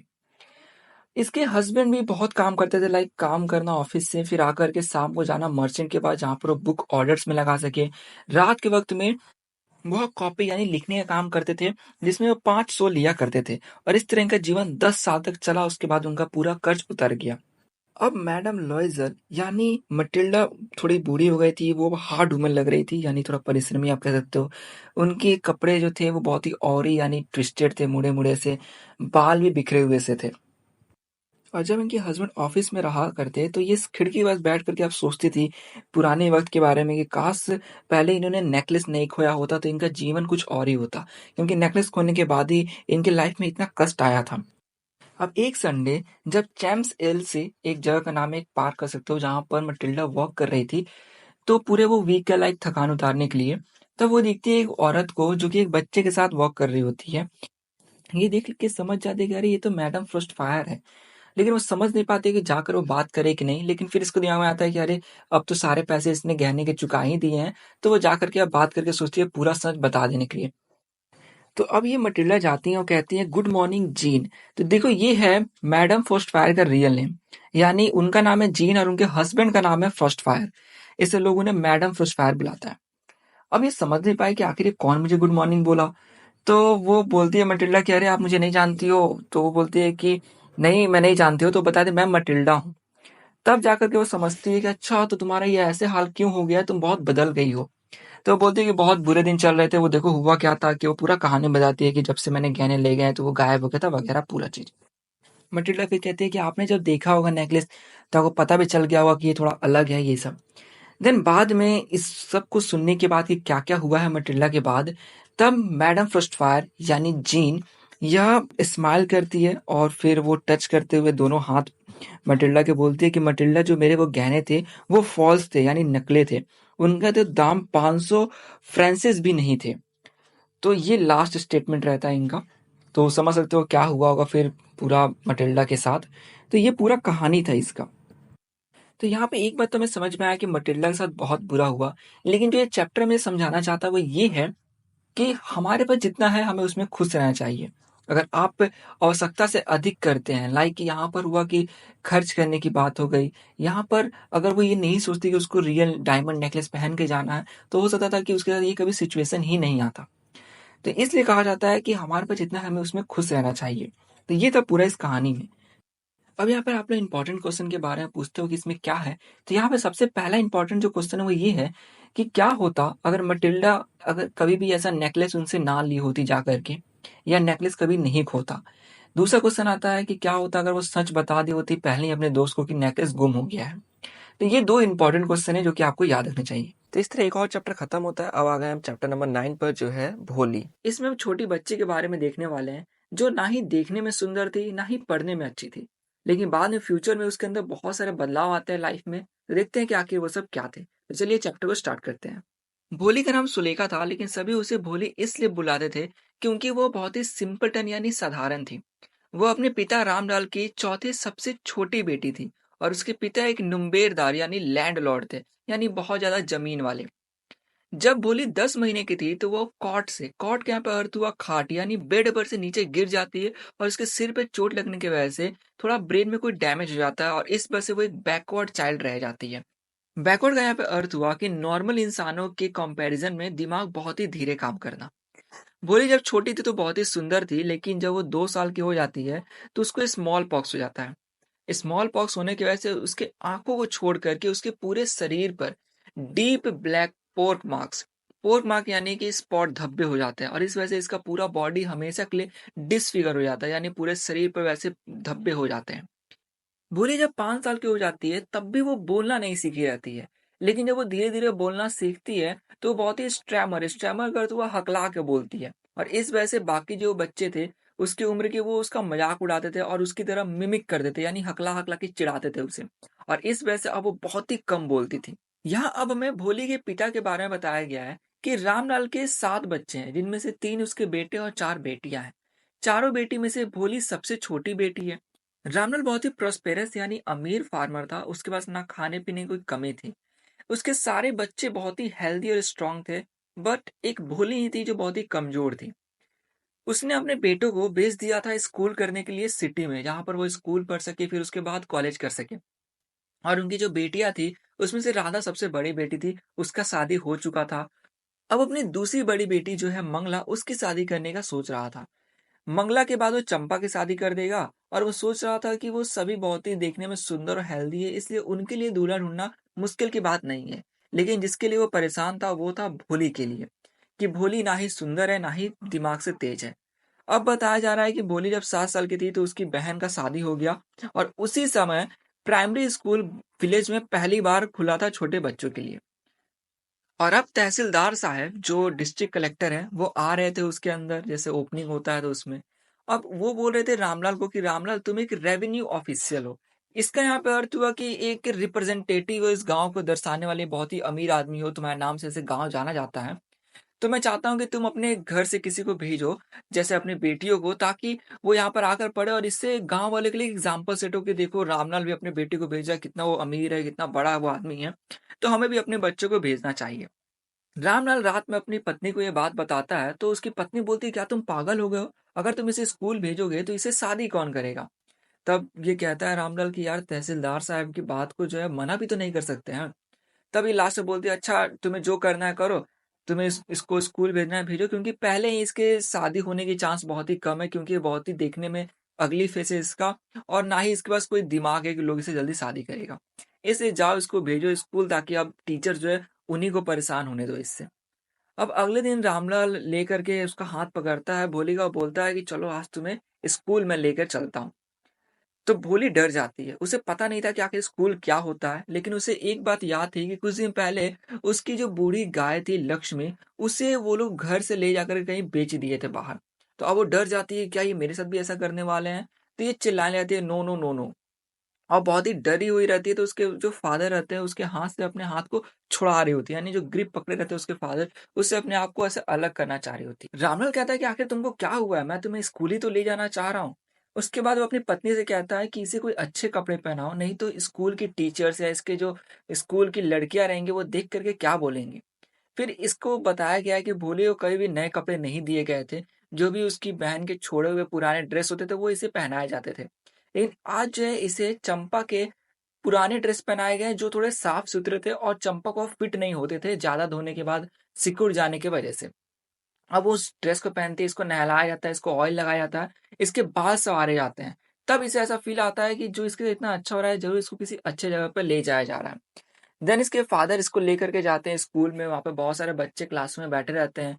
इसके फादर हेडमिस्ट्रेस से बात करते हैं, फिर अपनी बेटी को उनके पास छोड़ देते हैं अकेला। अब ये बच्ची छोटी सी फियर लेडेंड, यानी आंखों में इसके पूरे डर मतलब बैठा हुआ था। वहाँ बहुत सारे क्लासरूम थे जिसके अंदर लड़कियां नीचे चटाई पर यानी मैट पे बैठी हुई थी और बुक्स निकाल करके स्लेट्स पे कुछ लिख रही थी। हेड मिस्ट्रेस उससे बोलती है उसे जाओ तुम भी उसमें से एक क्लास में जाकर के बैठ जाओ, तो वो जाती है उस क्लासरूम के किनारे पे बैठ जाती है। भोली को पता नहीं था कि आखिर स्कूल क्या होता है और कैसा होता है, लेकिन जब वो देखी कि उसके अंदर इतनी सारी लड़कियां उसी की एज की वहां पर मौजूद है, तब उसे लगा कि वो उनमें से किसी एक को अपना दोस्त बना पाएगी। क्लासरूम में टीचर कुछ बोल रही होती है लेकिन इसे कुछ समझ नहीं आता है। ये ऊपर दीवार पे लगे पिक्चर्स को देखते हैं, यहाँ पे एक हॉर्स था ब्राउन रंग का, तो ये सोचती है कि एकदम सेम ऐसे ही हॉर्स पे तहसीलदार आए थे गांव में। फिर जो गोट को देखती है तो बोलती है कि ये जो उसकी नेबर है उसकी गोट की तरह दिख रही है। पैरोट देख करके बोलते हैं कि ये पैरेट सेम वैसा दिख रहा है जो ये मैंगो ऑर्चर्ड। ऑर्चर्ड कहाँ पर अर्थ हुआ? एक ऐसी जगह जहाँ पे बहुत सारे फ्रूट वाले ट्रीज लगे हो, जैसे बहुत सारे मान लो मैंगो ट्रीज लगे हो, वहां पर देखी। फिर जो एक गाय थी वो इसकी गाय लक्ष्मी की तरह दिख रही थी। देन वो सब जब देखती है तभी एकदम से नोटिस करती है कि उसकी टीचर उसके बगल में खड़ी रहती है और स्माइल करते हुए बोलती है कि तुम्हारा नाम क्या है लिटिल वंस, यानी छोटी बच्ची तुम्हारा नाम क्या है। बोली बोलने ट्राई करती है लेकिन वो भ भो ऐसे बोलते हुए रुक जाती है, उसके आगे वो नहीं बोल पाती है। फिर एकदम से रोने लग जाती है क्योंकि इसे ऐसा लगता है क्लास की जो बाकी लड़कियां वो इसके ऊपर अब हंसेगी। और फिर एक किनारे जा करके नीचे अपना सिर कर लेती है और सोचने लग जाती है कि जरूर इसकी जो टीचर है वो भी इसके ऊपर हंस रही होगी। अब स्कूल की घंटी बज जाती है, सारी जो बच्चियाँ थी वो क्लासरूम से बाहर चली जाती है, मतलब घर जाने लग जाती है। भोली अभी भी अपने कॉर्नर पर ही थी, वहां से हिलती नहीं है, अपने सिर को नीचे करके रो रही होती है, ऐसे सॉबिंग, मतलब ऐसे हल्का नॉइस करके रो रही होती है। टीचर जैसे ही भोली बोलती है तो वो इतना प्रेम से उसका नाम लेती है भोली का, कि बहुत ही सूथिंग लगता है, यानी मन को एकदम बहला देता है भोली के।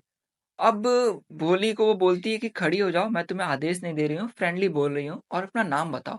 भोली के पसीने छूट जाते हैं लेकिन वो नाम बताना चाहती है क्योंकि इतना प्रेम से आज तक उससे कोई बात नहीं किया था। वो बोलती है भ भ भ, तो बोलते है अच्छा अच्छा आगे पूरा नाम बताओ। देन लास्ट में वो भोली बोलती है और उसको रिलीफ ऐसा महसूस होता है भोली को, चलो उसने बोल दिया। मतलब पहली बार ऐसा लगा था उसे कि कोई अचीवमेंट उसने पा लिया है पूरा बोल करके। टीचर बोलती है कि अपने अंदर से डर निकाल दो और तुम भी बाकियों की तरफ बोलने लग जाओगी। इस पर भोली ऊपर देखते हुए बोलती है सच में? बोलते हैं हाँ जरूर, ये बहुत ही आसान है लेकिन तुम्हें हमेशा स्कूल आना पड़ेगा। भोली सिर हिलाती है तो वो बोलते हैं नहीं बोलो, तब जाकर के वो य यस बोलती है। फिर टीचर भोली को एक बुक देती है, तो उसमें पूरे बहुत सारे पिक्चर्स बने हुए थे अलग अलग कलर से, जैसे डॉग कैट कोट ये सब के, और उसके नीचे सबके बड़े बड़े बिग लेटर्स में ऐसे नाम लिखे हुए थे कि कौन क्या चीज है। टीचर आगे बोलती हैं कि अगर तुम 1 महीने में पूरे इस बुक को पढ़ने लग जाती हो तो मैं तुम्हें इससे बड़ी बुक दूंगी, फिर उससे ही बड़ी बुक दूंगी। फिर उसके बाद एक ऐसा वक्त आएगा जब तुम इस पूरे गांव वाले लोगों से भी ज्यादा पढ़ी लिखी हो जाओगी, फिर तुम पे कोई भी नहीं हंसेगा, तुम्हारी सब बात ध्यान से सुनेंगे और तुम्हारी रिस्पेक्ट करेंगे। और तो और तुम बिना हकलाए यानी बिना स्टैमर किए बोलोगी। फिर वो बोलती है कि अच्छा ठीक है अब घर जाओ और कल तुम सुबह वापस स्कूल आ जाना। भोली के लिए तो मानो घंटियां बजने लग जाती है जैसा मूवीज में दिखाता है। फिर ऐसे फूल खिलने लग जाते हैं पेड़ों पे। उसका इसके दिल में एक होप आ जाता है इसके एक नए लाइफ के लिए। फिर ऐसे सालों बीत जाते हैं, वो छोटा सा गांव अब एक छोटा सा टाउन बन जाता है। और अब वह प्राइमरी स्कूल एक हाई स्कूल बन गया था, वहां पे सिनेमा हॉल आ गए थे, कॉटन गाइनिंग मिल जो है वो बन गए थे। इवन वहां पे मेल ट्रेन भी अब आकर रुकती थी रेलवे स्टेशन पे। अब एक रात खाना खाने के बाद रामलाल अपनी वाइफ से बोलता है कि मुझे दिसंबर का जो प्रपोजल है वो एक्सेप्ट कर लेना चाहिए। इसकी वाइफ बोलती है कि हाँ जरूर ही, वो तो भोली बहुत ही लकी है कि उसको एक इतना अच्छा दूल्हा मिल रहा है जिसका बड़ा दुकान है, अपना घर है और बहुत सारे पैसे उसके बैंक में भी है। और तो वो डाउरी यानी दहेज भी नहीं मांग रहा है। तो ये बोलता है कि हाँ तुम सही बोल रहे हो लेकिन वो इतना यंग नहीं है, तुम जानती ही हो उसका एज लगभग मेरे इतना है। और उसके साथ ही वो लिम्स है, लिम्स मतलब कि ऐसे पैर से जो है चला नहीं जाता है, यानी लंगड़ करके चलता है। उसके ऊपर से उसकी जो पहली वाइफ थी उसके जो बच्चे हैं वो भी अब कुछ मतलब थोड़े बड़े हो गए हैं। तो इस पर वो बोलती है उसकी वाइफ तो क्या हो गया, 45-50 साल, ये बड़े लोगों के लिए कोई उम्र थोड़ी ना है। हम तो लकी हैं कि वो दूसरे गांव से है और वो नहीं जानता है कि इसके ऊपर यानी भोली पर बहुत सारे पॉट मार्क्स यानी धब्बे हैं काले। अगर हमने ऐसे एक्सेप्ट नहीं किया तो फिर भोली कभी भी शादी नहीं कर पाएगी। तभी रामलाल बोलता है कि मुझे पता नहीं भोली आखिर क्या बोलेगी। तो उसकी पत्नी बोलती है कि आखिर वो विटलेस यानी बिना दिमाग वाली वो बेवकूफ क्या ही बोलेगी, वो तो एक डम्ब काऊ है, यानी एक नहीं बोलते हैं कि साधारण से गाय की तरह है। फिर रामलाल भी ऐसे एकदम धीरे से बोलता है हाँ शायद तुम सही नहीं बोल रही हो। दूसरे कॉर्नर पे कोर्टयार्ड में भोली अभी भी ऐसे जगी हुई थी अपने कॉट पर, यानी उस खाट पर अपने बेड पर जगी थी और सारी सुन रही थी बातों को उसके पेरेंट्स के। देखो बिशंबर नाथ एक बहुत ही वेल टू डू ग्रोसर यानी अच्छा खासा ग्रोसर, यानी वो जो खाने पीने का सामान बेचते हैं, तो वो था। और इसलिए जब वो आता है ना शादी में, तो बहुत ही बड़ी पार्टी यानी दोस्तों को और फिर रिलेशन वाले लोगों को लेकर के आता है, बैंड बाजा बज रहा होता है और वो आता है एक घोड़े पे बैठ करके। रामलाल बहुत ही खुश हो जाता है उसको देख करके, वो पॉम्प और स्प्लेंडर उसको लेविस लग रहा होता है कि यार कितना अच्छा, मतलब बड़ा शादी हो रहा है, ग्रैंड हो रहा है। उसने कभी सोचा नहीं था कि उसकी चौथी बेटे का शादी भी होगा, लेकिन जब हुआ भी तो इतना ग्रैंड वेडिंग था। बोले कि जो बड़ी जो बहनें सब थी वो उसे जलन उसको हो रहा था, उन सब बहनों को, कि अरे हमारी छोटी जो बहन है उसका इतना बड़ा अच्छे तरीके से शादी हो रहा है, मतलब उसके लक पर सबको जलन हो रहा था। अब अच्छा मोमेंट आ गया था, पंडित जी बोलते हैं कि लेकर के आओ दुल्हन को। दुल्हन एक लाल सिल्क की साड़ी पहनी रहती है। जैसे उसको लेकर के आता है, उस वहाँ पे आग रहता है, ठीक है? जहाँ पे अग्नि प्रज्वल बोलते हैं, वहाँ पे हो रहा होता है। अब जब वरमाला पहनाने वाला होता है, तो जो एक औरत रहती है पीछे से घूंघट घिसती है इसका, भोली का। तभी ये हल्का सा देख लेता है कि उसके फेस से पोर्क मार्क्स थे। फिर उसी वक्त वापस से भोली उस घूंघट को नीचे कर लेती है। बिशंबर बोलता है अपने दोस्त से जो उसके बगल में रहता है कि तुमने देखा इसके फेस से बहुत सारे पोर्क मार्क्स है, यानी वो धब्बे हैं। तो उसका दोस्त बोलता है कि तुम भी कौन से यंग हो, यानी जवान हो। बट ये बोलता है कि नहीं, अगर मुझे शादी करना हुआ इससे तो इसके फादर को देना पड़ेगा 5,000 रुपए। अब रामलाल जाता है अपनी पगड़ी को इसके पैरों के पास रख करके बोलता है कि हमें ऐसे बेइज्जत मत कीजिए, आप 200 रुपये ले लीजिए। तो बोलता है नहीं, 5,000 रुपये दो, नहीं तो हम वापस चले जाएंगे और अपनी बेटी को रखो अपने पास। तो बोलता है कुछ तो हमारा इज्जत रखिए, अगर आप यहाँ से चले जाओगे वापस तो मैं अपने गाँव में अपना मुंह नहीं दिखा पाऊंगा। तो बोलता है कि अच्छा, तो 5,000 रुपये निकालो। अब रामलाल रोता हुआ अंदर रूम में जाता है, सेफ में से पैसे ऐसे निकालता है, फिर ला करके पैरों के पास रख देता है बिशंबर ने। अब बिशंबर के चेहरे पे एकदम खुशी हो गया था कि मतलब लालच वाली। देन उसको लगता है कि वो जो गैम्बल किया पैसे का कि पैसे दो नहीं तो शादी नहीं करूंगा, वो सक्सेस रहा और अब उसको पैसे मिल गए हैं। तो वो बोलता है अच्छा ठीक है, वरमाला लाओ। भोली का घूंघट वापस से उठता है, लेकिन इस बार वो नीचे नहीं बल्कि सीधा अपने होने वाले पति की आंखों में देख रही होती है। और वो गुस्सा भी नहीं होती है, ना इसमें नफरत होता है, लेकिन उसके आईज बहुत ही कोल्ड रहते हैं।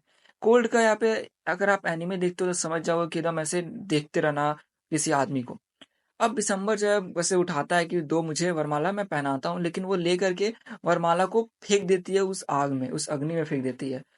भोली कहती है पिताजी। अब ये सुनने के बाद उसके फादर मदर, फिर जो उसके भाई बहन थे, वहां के लोग जो थे, कुछ उसके गेस्ट, वो सब सोचते हैं कि बिना हकलाए कैसे बोल दी। बोलती है बोली कि पिताजी अपने पैसे आप वापस ले लीजिए, मैं इस आदमी से शादी नहीं करूंगी। अब इसके पिताजी थंडरस्ट्रक पहले ही शॉक हो जाते हैं।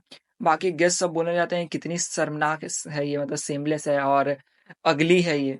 तो ये बोली कहती है कि देखिए अपने पैसे वापस ले लीजिए। इसके पिताजी कहते हैं कि हमारी इज्जत रख लो, ऐसे इज्जत मत मतलब मिट्टी में मिलाओ। तो ये कहती है कि आपकी इज्जत के लिए मैं इस बूढ़े लंगड़े आदमी से शादी करने के लिए तैयार थी, बट अब मैं नहीं करूंगी क्योंकि ये कितना मीन, कितना ग्रीडी और कावर्ड, यानी कि ये डरपोक आदमी है, बहुत ही लालची आदमी है, और इसको मैं अपने हस्बैंड की तरह स्वीकार नहीं कर सकती हूँ। और फिर आई वॉन्ट बोल करके मना कर देती है। अब वहाँ पे एक बूढ़ी औरत है, वो कहती है कि हमने सोचा था कि ये बहुत ही हार्मलेस डम्ब काऊ, यानी बेवकूफ एक गाय की तरह होगी, लेकिन ये कितनी सेमलेस है। और फिर तभी भोली उस बूढ़ी औरत को गुस्से में बोलते हैं कि आंटी जी आप सही बोल रही हैं कि हम आपने सोचा था कि मैं एकदम एक बेवकूफ गाय की तरह होंगी, लेकिन अब मैं बोल रही हूँ इसलिए क्योंकि ये आप जिस आदमी के ऊपर मेरा हाथ देने वाले थे, जिस आदमी को, वो कितना हार्टलेस क्रिएचर है, मतलब उसका दिल नहीं है, बिल्कुल ही काइंड नहीं है। और आपने सोचा था कि मैं जो बेवकूफ सी गाय की तरह हूँ और एक हकला के बोलने वाली हूँ, लेकिन अब आप मुझे सुन सकती है ना, मतलब क्लियर मैं ये बात कह रही हूँ आपको। तभी बिशंबरनाथ जो ग्रोसर था, फिर जितने भी उसके पार्टी के लोग आए थे, वो सब फिर वापस जाने लग जाते हैं। और फिर जो बैंड बजाने वाले लोग रहते हैं ना, उनको ऐसा लगता है कि सेरेमनी खत्म होने के आ गया है, तो वो क्लोजिंग सॉन्ग बजाने लग जाते हैं। रामलाल एक ही जगह पे खड़ा था और सिर को नीचे झुकाए हुआ था शर्मिंदगी से। जो अग्नि थी वही बुझ चुकी थी, सभी लोग जा चुके थे। तभी रामलाल भोले से कहता है कि अब तुम्हारा क्या होगा, तुमसे कौन शादी करेगा, बताओ हम तुम्हारे साथ क्या करें। तभी भोली एकदम स्थिर और शांत आवाज में कहती है कि आप लोग चिंता नहीं कीजिए, मैं आपकी और माँ की जब आप लोग बूढ़े हो जाएंगे तब सेवा करूंगी, और उस समय मैं पढ़ाने उसी स्कूल में जाऊंगी जहां से मैंने ये सब सीखा है। यानी कॉन्फिडेंस जो इसके अंदर आया, ये सही से सब बोल पा रही है। फिर वो बोलती है कि है ना मैडम, और उसकी मैडम जो थी वहीं पर एक किनारे मतलब कॉर्नर में खड़े होकर सब देख रही थी। वो बोलती है हाँ बोली जरूर। अब उनकी मैम के आंखों में रहता है सेटिस्फेक्शन रहता है, जैसे मान लो कि कोई आर्टिस्ट ने अपना एक मास्टरपीस कंप्लीट करने पर जो उसको सेटिस्फेक्शन होता है ना, वैसा उन्हें फील हो रहा था कि क्या मास्टरपीस जो है उन्होंने बनाया है, यानी वो भोली को देख कर क्या सोच रही। तो ये था इस पूरे चैप्टर के अंदर। चैप्टर का अगर मैं ब्रीफ दूं तो इसमें यही था, एक भोली के बारे में जिसको चोट लगता है बचपन में, तो उसके वजह से वो नहीं होता है, सही से बोल नहीं पाती, वो बैकवर्ड रह जाती है। देन बाद में उसको बीमारी होता है तो वो देखने में सुंदर नहीं रहती है। भोली के पेरेंट्स तक भी इस पे अब ध्यान नहीं देते थे, जैसे कि इसको पुराने कपड़े दिए आते थे, वो भी गंदे कपड़े।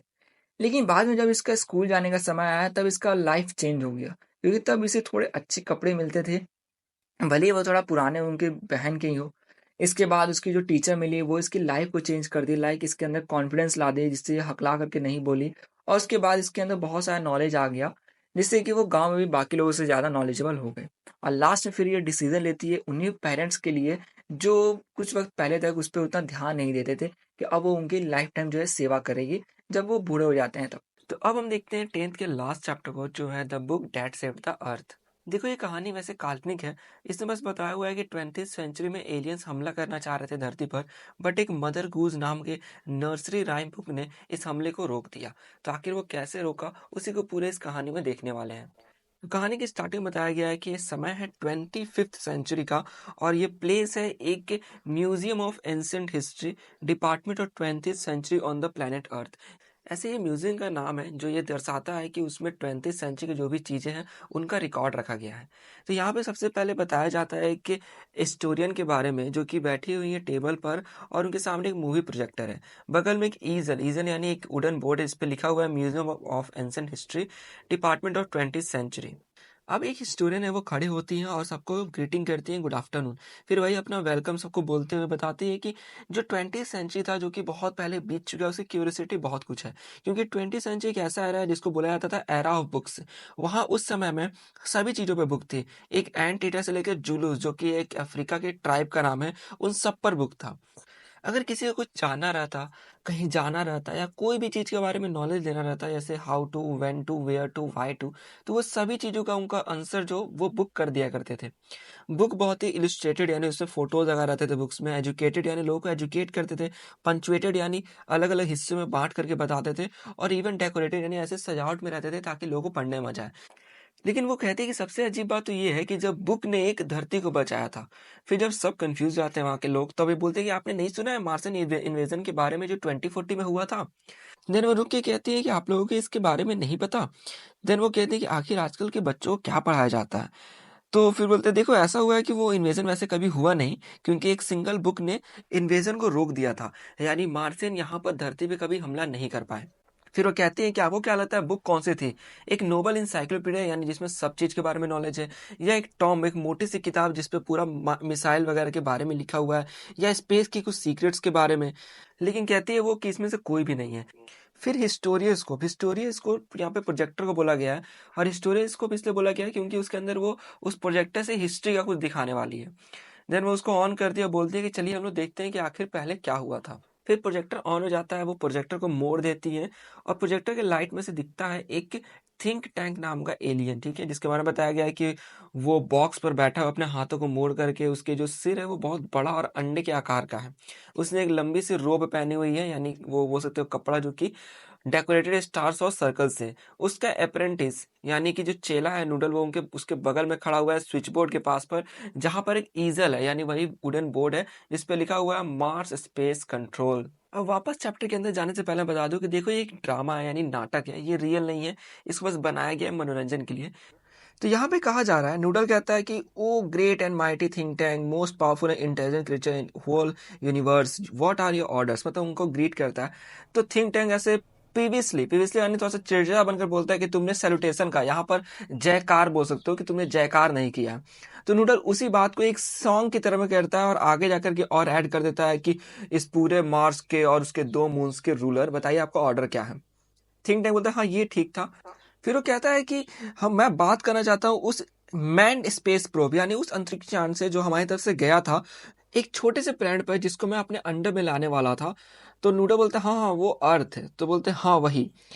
थिंक टैंक फिर कहता है कि वो एक तुच्छ से इनसिग्निफिकेंट प्लेस है, इसलिए पहले तो मुझे इंपॉर्टेंट काम है, तो एक मिरर ला के दो, उससे मुझे कंसल्ट करना है। नूडल उसको ला करके दे देता है मिरर। मिरर अपने हाथ में पकड़े हुए थिंक टैंक कहता है कि बताओ ये most fantastically intellectual gifted being कौन है इस पूरे लैंड पर। तो थोड़ी देर बाद एक आवाज आती है कि आप सर। थिंक टैंक उस अपने मिरर को स्नैक यानी मारते हुए कहता है कि थोड़ा जल्दी आंसर किया करो, मुझे स्लो मिरर पसंद नहीं है।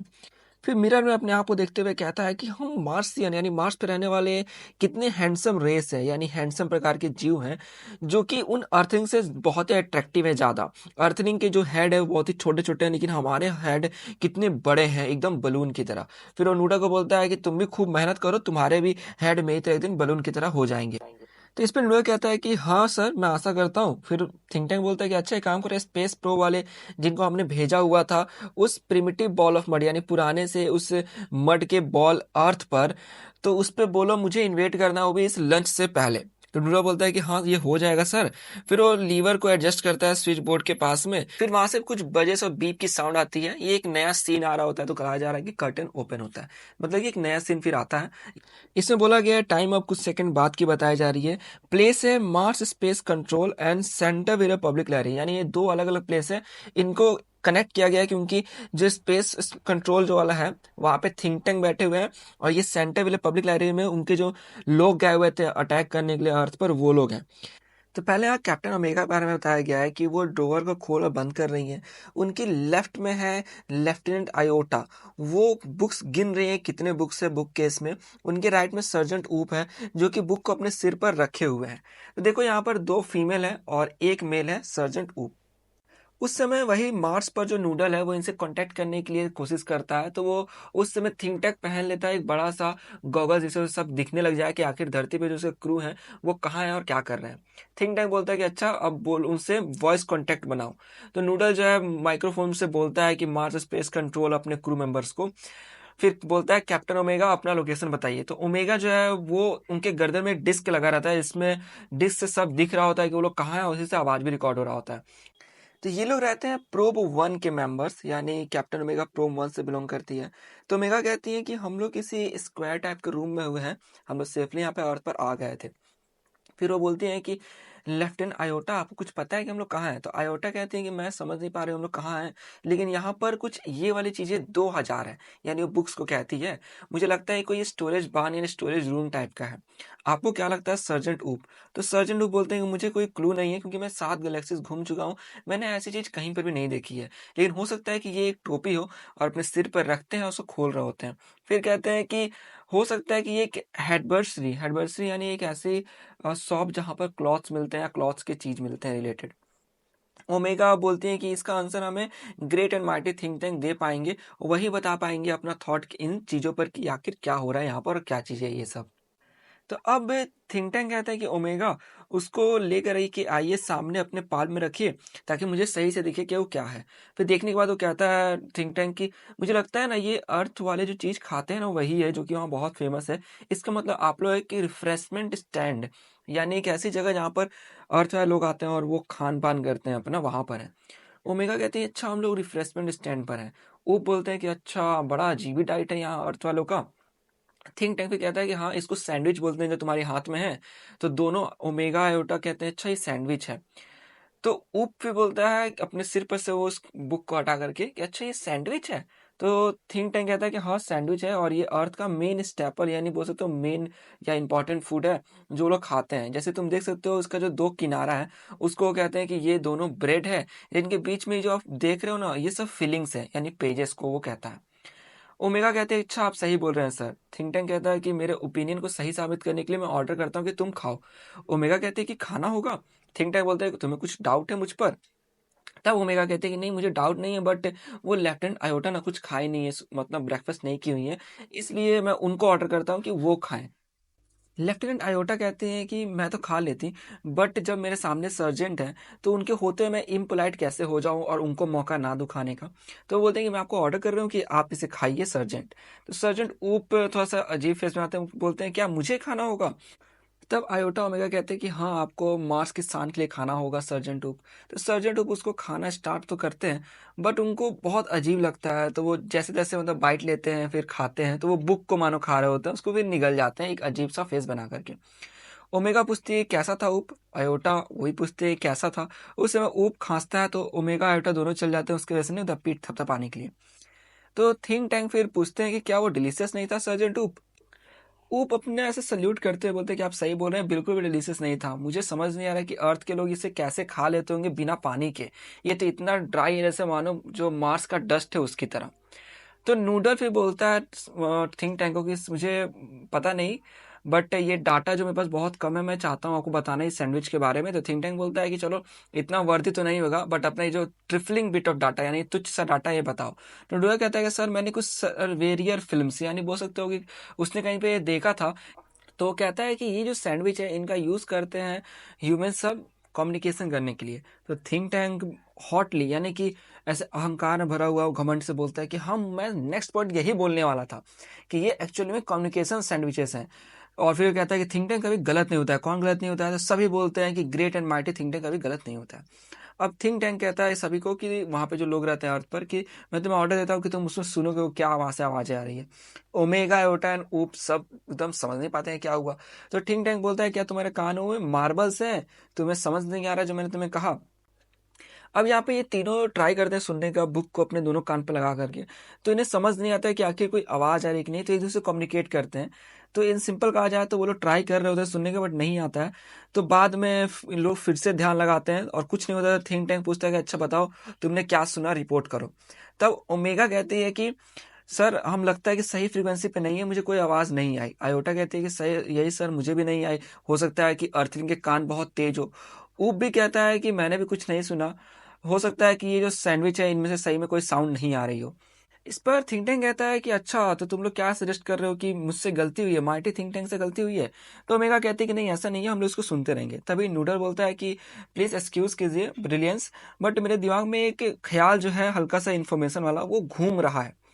तो थिंक ने बोलता है अच्छा उसको बाहर निकालो, मैं तुम्हारे क्लैरिफाई कर दूंगा। तो नूडा कहता है कि देखिए मुझे इतना याद है अर्थलिंग इसे सुनते नहीं है बल्कि इसको खोल करके देखते हैं। तो थिंक टैंक कहता है कि हाँ ये करेक्ट है, मैं तुम्हारे लिए इसको क्लैरिफाई करता हूँ कैप्टन ओमेगा। आप वहां पर एक कलरफुल सैंडविच जो है, यानी बुक को कहता है कि उसको देख करके बहुत इंपॉर्टेंट लग रहा है, उसको खोलिए, उसको ऑब्जर्व कीजिए। ओमेगा उसको खोलती है, उस पर वही मदर गूज वाली बुक रहती है, बच्चों की कहानी वाली। तो इसके अंदर वो देख रही होती है, तो जो आयोटा है वो लेफ्ट से देख रही होती है और जो ऊप है वो राइट शोल्डर से देख रहा होता है कि अच्छा इसमें क्या है। ओमेगा रिपोर्ट करती है कि इसमें बहुत सारे पिक्चर्स हैं जो अर्थिंग ने बनाए हुए हैं। तो आयोटा कहती है कि हाँ कुछ कोड जैसा लग रहा है। तो थिंक टैंक एकदम कहता है कि कोड बहुत इंपॉर्टेंट हो सकता है, डिस्क्राइब करो कोड क्या है। तो ऊप कहता है कि इसमें लाइंस और स्विंगल्स, मतलब भाई कुछ लाइंस वगैरह जैसे बना के लिखे हुए इंग्लिश में जो रहता है हिंदी में, तो बने हुए हैं और बहुत सारे हैं पिक्चर के बगल में। थिंक टैंक कहता है कि लगता है कि अर्थिंग उतने भी प्रिमिटिव यानी पिछड़े हुए नहीं है जितना मैंने सोचा था। अच्छा उस कोड को ब्रेक करो। तो नूडा कहता है कि माफ कीजिएगा योर क्लेवरनेस, बट हमारे केमिकल डिपार्टमेंट ने कुछ विटामिन की गोलियां दी थी जिससे दिमाग बढ़ जाता है। तो थिंक टैंक उससे बोलता है स्टॉप, रुको, मेरे पास बहुत ही अच्छा आइडिया है। हमारे स्पेस पीपल यानी हमारे जो केमिकल डिपार्टमेंट के लोगों हैं उन्होंने तुम्हें विटामिन की कुछ गोलियां दी, उसे खाओ और अपना दिमाग इंटेलिजेंस बढ़ाओ। इससे जितना भी वहाँ पे कोड लिखा हुआ है वो सब समझ में तुम्हें आने लग जाएगा। ओमेगा बोलती है यस सर, और उसके बाद उनके बेल्ट पर लगा रहता है एक बॉक्स टाइप का जिसके अंदर ये गोली रखी होती है। तो सब निकालते हैं फिर उसको लेकर के खा जाते हैं। अब अपने आंखों को ऐसे लेकर के नीचे बुक में देखते हैं कि आखिर क्या लिखा हुआ है। तो थिंक टैंक बोलता है कि अब देखो उसमें क्या है, उसको कोड को डिसाइफर करो। ओमेगा कहती है आहा। आयोटा कहती है ओहो। ऊप कहता है हा हा हा हंसते हुए। थिंक टैंक बोलता है कि अच्छा वो क्या कह रहा है मुझे अभी बताओ। ओमेगा कहती है कि yes sir mistress Mary, quite contrary, how does your garden grow with cockle shell and silver bell and pretty maid in all in रो।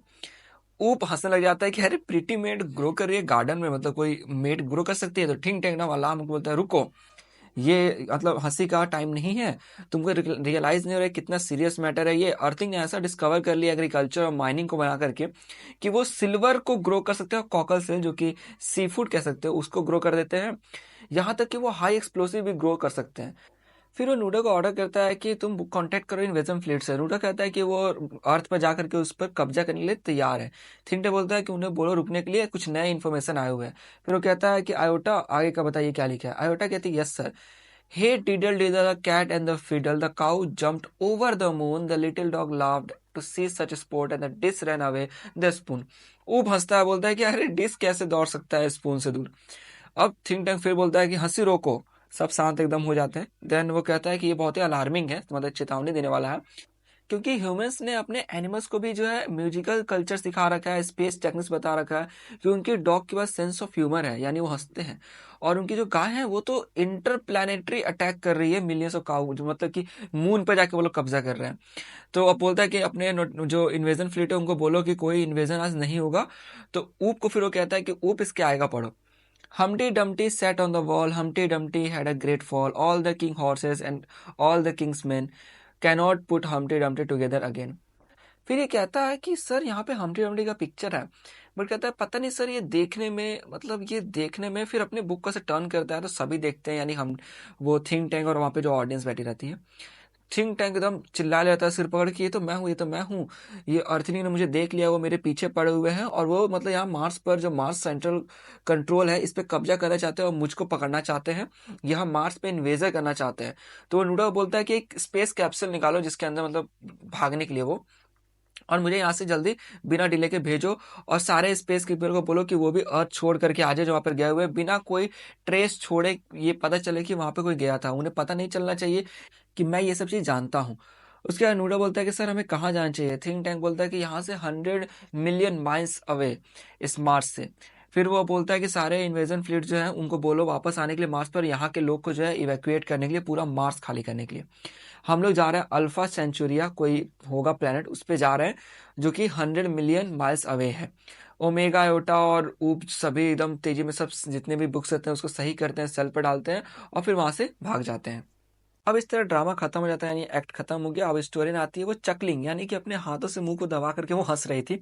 वो कहती है कि आपने जैसे देखा कि कैसे एक डस्टी ओल्ड बुक नर्सरी की उसने मार्शियन इन्वेजन को रोक दिया, और अभी जैसा कि 25th सेंचुरी में, यानी वो इंसिडेंट होने के 500 साल बाद, हम अभी जो मार्स वाले लोग हैं उनसे मतलब बोल सकते हो कि कांटेक्ट बना करके रखे हुए हैं, क्योंकि जब वो माइटी थिंक टैंक गया तो उसके बाद एक नया राजा आ गया मार्सियन का, जो कि बहुत ही क्लेवर है, और वो है नूडल। उसे हमने वहाँ पर लोगों को बताया कि कैसे सैंडविच और बुक में क्या डिफरेंस है, वहाँ के लोगों को पढ़ना सिखाया, और वहाँ पे लाइब्रेरी बनवाई उनकी कैपिटल सिटी ऑफ मार्सोपोलिस में। बट जैसा कि आप एक्सपेक्ट कर सकते हैं कि एक ऐसी बुक है जो अभी भी मार्स के लोग नहीं पढ़ पाते हैं, और वो कौन सी बुक है, तो मदर गूस की। देन वो बाव करती है और एग्जिट कर देती है। तो मैं बताती है कि अभी भी वहाँ के लोग मतलब इस मदर गूस की बुक से डरते हैं, क्योंकि उनको लगता है कि सब सच ही है।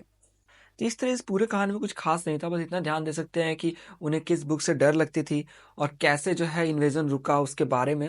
और कुछ थिंक टैंक और उनके बारे में पूछने को आ जाए तो आप बता सकते हैं कि वो सिर्फ अपने आप को बहुत तेज मानता था, लेकिन था नहीं। तो ये था पूरे इस कहानी में। आशा को वीडियो अच्छी लगी हो, तो वीडियो अच्छी तो प्लीज लाइक कर दें, पूरा वन शॉट खत्म होता है। तो अब मिलते हैं आपके नेक्स्ट क्लास में।